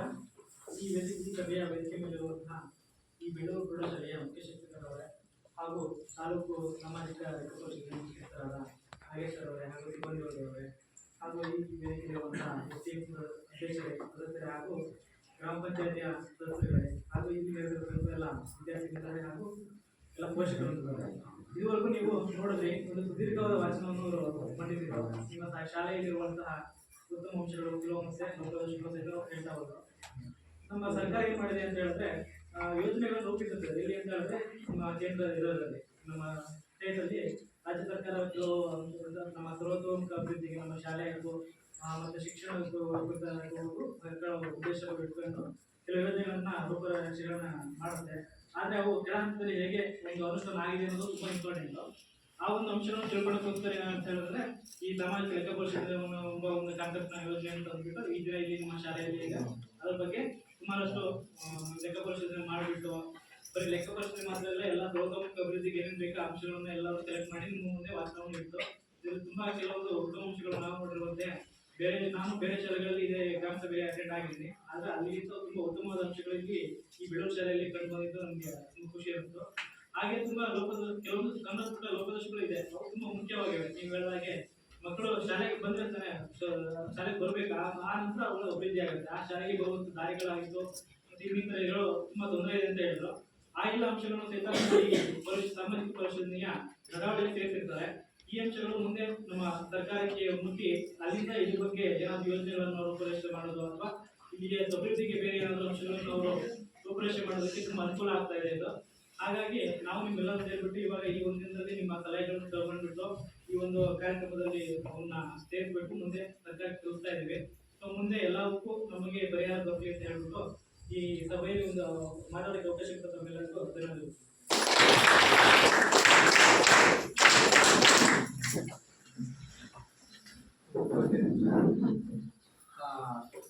ಬಾಲಕರ ಶೌಚಾಲಯಕ್ಕೆ ನಲ್ಲಿ ವ್ಯವಸ್ಥೆ ಇಲ್ಲ.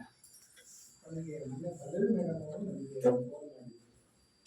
ಅವರ ಅನುದಾನದಲ್ಲಿ 25,000 ರೂಪಾಯಿನ ನಾನು ಕೊಡ್ತೇನೆ. ಪದವಿ ತಿಮ್ಮಣ್ಣವರು ಫೋನ್ ಮಾಡಿದ್ರು ಅವ್ರ ಕೊನೆಯ ಅವಧಿಯಲ್ಲಿ. ಹಾಗಾಗಿ ಈ ಸಂದರ್ಭದಲ್ಲಿ ಪದವಿ ಮೇಡಮ್ ಅವರಿಗೆ ನಿಮ್ಮ ಎಲ್ಲರ ಪರವಾಗಿ ನಾನು ತುಂಬ ಧನ್ಯವಾದಗಳನ್ನು ಹೇಳಲಿಕ್ಕೆ ಇಷ್ಟಪಡ್ತೇನೆ.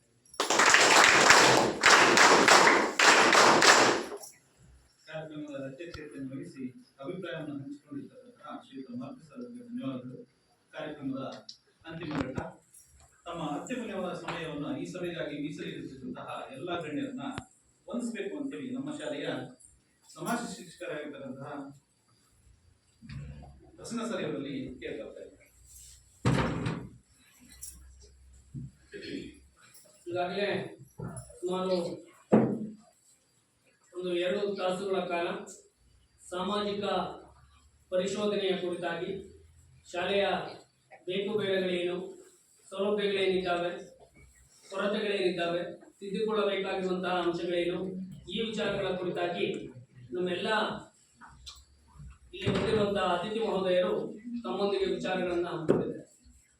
ಹಾಗಾಗಿ ಶಾಲೆಯ ಅಭಿವೃದ್ಧಿಗೆ, ಸರ್ವಾಂಗೀಣವಾದಂತಹ ಶಾಲೆಯ ಅಭಿವೃದ್ಧಿಗೆ ಒಂದು ಯೋಜನೆಯನ್ನು ರೂಪಿಸಿ ಆ ಯೋಜನೆಯನ್ನ ಕಾರ್ಯಗತ ಮಾಡಬೇಕಾಗಿರುವಂತಹದ್ದು ನಮ್ಮ ಸರ್ಕಾರಿ ಶಾಲೆಗಳಲ್ಲಿ ಬಹಳ ಮುಖ್ಯ. ಹಾಗಾಗಿ ಇಂತಹ ಒಂದು ಕಾರ್ಯಕ್ರಮಗಳನ್ನು ಹಮ್ಮಿಕೊಳ್ಳೋದರ ಮೂಲಕವಾಗಿ ನಮ್ಮ ಸರ್ಕಾರಿ ಶಾಲೆಗಳು ಕೂಡ ಯಾವುದೇ ಖಾಸಗಿ ಶಾಲೆಗಳಿಗಿಂತ ಕಮ್ಮಿ ಇಲ್ಲ ಎಂಬಂತಹ ವಿಚಾರವನ್ನ ತಮ್ಮ ಗಮನಕ್ಕೆ ತರ್ತಾ ಈ ಒಂದು ಕಾರ್ಯಕ್ರಮದ ಅಧ್ಯಕ್ಷತೆಯನ್ನು ವಹಿಸಿ, ಅದೇ ರೀತಿಯಲ್ಲಿ ಕೊನೆಯದಾಗಿ ಹಲವಾರು ವಿಚಾರಗಳ ಬಗ್ಗೆ ಸರ್ಕಾರಕ್ಕೆ ಗಮನವನ್ನ ತರ್ತೀವಿ, ಸರ್ಕಾರದ ಗಮನಕ್ಕೆ ತಂದು ತಮ್ಮ ಈ ಕೊರತೆಗಳೇನಿದ್ದಾವೆ ಆ ಕೊರತೆಗಳನ್ನು ನೀಗಿಸುವ ನಿಟ್ಟಿನಲ್ಲಿ ತಾವೆಲ್ಲ ಕ್ರಮಗಳನ್ನು ಕೈಗೊಳ್ಳುತ್ತೀವಿ ಎಂಬುದಾಗಿ ತಿಳಿಸಿದಂತಹ ಈ ಕಾರ್ಯಕ್ರಮದ ಅಧ್ಯಕ್ಷತೆಯನ್ನು ವಹಿಸಿರುವಂತಹ ಶ್ರೀಯುತ ಮಾರುತಿ ಸರ್ ಅವರು, ಅಗ್ರಿಕಲ್ಚರ್ ಆಫೀಸರ್ ಹೊಸನಗರ, ಇವರಿಗೆ ನಾವು ಒಂದು ಪುಸ್ತಕವನ್ನು ನೀಡುವುದರ ಮೂಲಕವಾಗಿ ಹೃತ್ಪೂರ್ವಕವಾದಂತಹ ಧನ್ಯವಾದಗಳನ್ನ ಅರ್ಪಿಸ್ತಾ ಇದ್ದೇವೆ. ಹಾಗೆಯೇ ಈ ಸಾಮಾಜಿಕ ಪರಿಶೋಧನೆ ತಾಲೂಕು ಹಂತದ ನೋಡಲ್ ಅಧಿಕಾರಿಗಳಾಗಿರುವಂತಹ ಶ್ರೀಯುತ ನಾಗೇಶ್ ಸರ್ ಅವರು, ಇವರು ಕೂಡ ಈ ಕಾರ್ಯಕ್ರಮದಲ್ಲಿ ಭಾಗವಹಿಸಿ ತಮ್ಮ ವಿಚಾರಗಳನ್ನ ತಿಳಿಸಿಕೊಟ್ಟಿದ್ದಾರೆ. ಅವರಿಗೂ ಕೂಡ ಒಂದು ಪುಸ್ತಕವನ್ನು ನೀಡುವುದರ ಮೂಲಕವಾಗಿ ನಮ್ಮ ಶಾಲೆಯ ಪರವಾಗಿ ಹೃತ್ಪೂರ್ವಕವಾದಂತಹ ಅಭಿನಂದನೆಗಳನ್ನ ಸಲ್ಲಿಸ್ತಾ ಇದ್ದಾರೆ. ಹಾಗೆಯೇ ಸುದೀರ್ಘವಾಗಿ ನಮ್ಮ ಶಾಲೆಯ ಬೇಕು ಬೇಡಗಳ ಕುರಿತಾಗಿ ತನ್ನ ವರದಿಯಲ್ಲಿ ಸಂಪೂರ್ಣವಾಗಿ ವಿಚಾರಗಳನ್ನ ಮಂಡನೆ ಮಾಡುವಂತಹ ಸಂಪನ್ಮೂಲ ವ್ಯಕ್ತಿಗಳಾಗಿರುವಂತಹ ಶ್ರೀಯುತ ದೇವೇಂದ್ರಪ್ಪ ಸರ್ ಅವರು, ಇವರಿಗೂ ಕೂಡ ಪುಸ್ತಕವನ್ನು ನೀಡುವುದರ ಮೂಲಕವಾಗಿ ಹೃತ್ಪೂರ್ವಕವಾದಂತಹ ಅಭಿನಂದನೆಗಳನ್ನ ಸಲ್ಲಿಸ್ತಾ ಇದ್ದಾರೆ.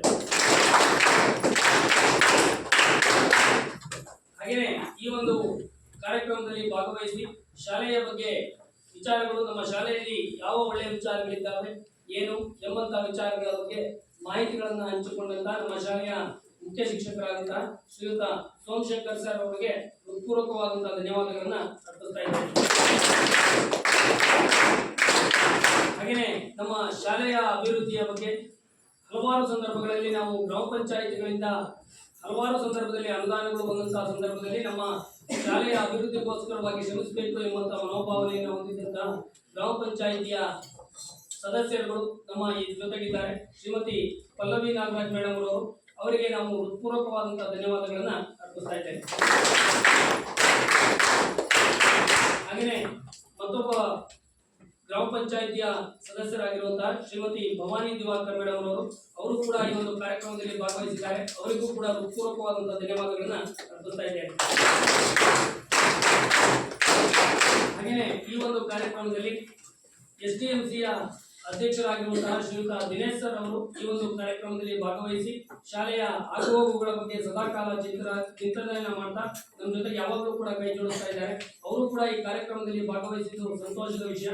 ಹಾಗಾಗಿ ಅವರಿಗೂ ಕೂಡ ನಮ್ಮೆಲ್ಲರ ಪರವಾಗಿ ಹೃತ್ಪೂರ್ವಕವಾದಂತಹ ಧನ್ಯವಾದಗಳನ್ನ.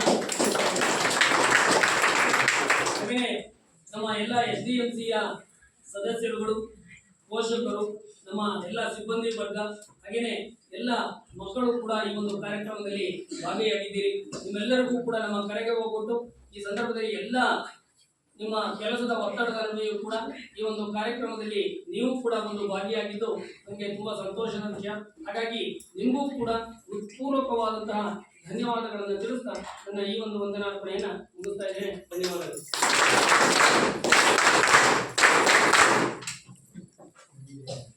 ದೇವೇಂದ್ರಪ್ಪ ಎಷ್ಟು ತಿನ್ಕೊಂಡು ಅನ್ನೋದನ್ನ ಈಗ ಹೇಳ್ಬಿಡ್ತೀನಿ. ನನ್ನ ಎದುರಿಗೆ ಒಂದು ಬೋರ್ಡ್ ಇದೆ, ನೀವು ಸುಮಾರು 3 ವರ್ಷದಿಂದ ನೋಡ್ತಾ ಇದ್ದೀನಿ. ನಾನು ಅದನ್ನು ನೋಡಿಲ್ಲ. ಅವ್ರು ಎಷ್ಟು ಸೂಕ್ಷ್ಮವಾಗಿ ಇಲ್ಲ ಆಫೀಸ್ ನೋಡ್ತಾರೆ, ಎಷ್ಟು ಸೂಕ್ಷ್ಮವಾಗಿ, ಎಷ್ಟು ಅಂಥವ್ರು ತಪ್ಪು ಮಾಡ್ತಾರೆ ಅನ್ನೋದಕ್ಕೆ. ಅಲ್ಲಿ ನಮ್ಮ ಶಾಲೆ ಮೇಡಮ್ ಶ್ರೀಮತಿ ವನಜಾಕ್ಷಿ ಅಂತ ಇರ್ಬೋದು, ಅಲ್ಲೇನಾಗಿದೆ ನಾವು ಶ್ರೀ ವನಜಾಕ್ಷಿ ಅಂತ ಇದೆ, ಅದನ್ನು ಪರಂಪರಿಸಿದ್ದಾರೆ. ಅಂದರೆ ಸಮಗ್ರ ಶಿಕ್ಷಣದ ಇದು ಏನಿದೆಯಲ್ಲ ಇಲ್ಲಿ ಸಾಮಾಜಿಕ ಪರಿಷತ್ನಲ್ಲಿ ಅಷ್ಟು ಸೂಕ್ಷ್ಮವಾಗಿ ನಮ್ಮ ಗಮನಕ್ಕೆ ನಾನೀಗ 3 ವರ್ಷದಿಂದ ಇಲ್ಲಿದ್ದು ನನ್ನ ಗಮನಕ್ಕೆ ಬರದೇ ಇರ್ತಕ್ಕಂಥವನು ಅಷ್ಟು ಸೂಕ್ಷ್ಮವಾಗಿ ಗಮನಿಸಿದ್ದಾರೆ. ಬಹಳ ಸೂಕ್ಷ್ಮ, ಮಾತು ಕಡಿಮೆ ಮಾತ್ರ ಬಹಳ ಸೂಕ್ಷ್ಮವಾಗಿ ಗಮನಿಸಿದ್ದಾರೆ. ಹಾಗಾಗಿ ಅವರಿಗೆ ವೈಯಕ್ತಿಕವಾಗಿ ಮತ್ತು ಈ ಸಂದರ್ಭದಲ್ಲಿ ನಮ್ಮ ಕೊನೆಯ 32 ವರ್ಷಗಳ ನಂತರದಲ್ಲಾದರೂ ಈ ನಮ್ಮ ಶಾಲೆಗೆ ಬಂದು ನಮ್ಮ ಜೊತೆಗೆ ಬೆರೆತು ನಮ್ಮ ಎಲ್ಲ ಆತಿಥ್ಯಗಳನ್ನು ಸ್ವೀಕರಿಸಿ ನಮಗೆ ಸಲಹೆ ಮತ್ತು ಸಹಕಾರ ನೀಡಿದ್ದಾರೆ. ವೈಯಕ್ತಿಕವಾಗಿ ಅವರಿಗೆ ಈ ಸಂದರ್ಭದಲ್ಲಿ ವಂದನೆಗಳನ್ನು ಹೇಳ್ತೇನೆ. ಜೊತೆಗೆ ಬಂಧುಗಳ ಲಘು ಉಪಹಾರದ ವ್ಯವಸ್ಥೆ ಇದೆ, ಅದನ್ನು ಸ್ವೀಕಾರ ಮಾಡಿಕೊಂಡು ಎಲ್ಲರೂ ಹೋಗ್ಬೇಕು. ಯಾರು ಹಾಗೆ ಹೋಗುವ ಹಾಗೆ ಇಲ್ಲ. ಮನೆಯಲ್ಲಿ ಏನೋ ಊಟ ಮಾಡಿ ಇದನ್ನ ನಾಗಪಂಚಮಿ ವಿಶೇಷ ಮಾಡಿದರೆ ಅಲ್ಲಿ ಆಗಿರಲಿ, ಇಲ್ಲೂ ಸ್ವೀಕಾರ ಮಾಡ್ಕೊಂಡು ಪ್ರಸಾದವನ್ನು ಸ್ವೀಕಾರ ಮಾಡ್ಕೊಂಡು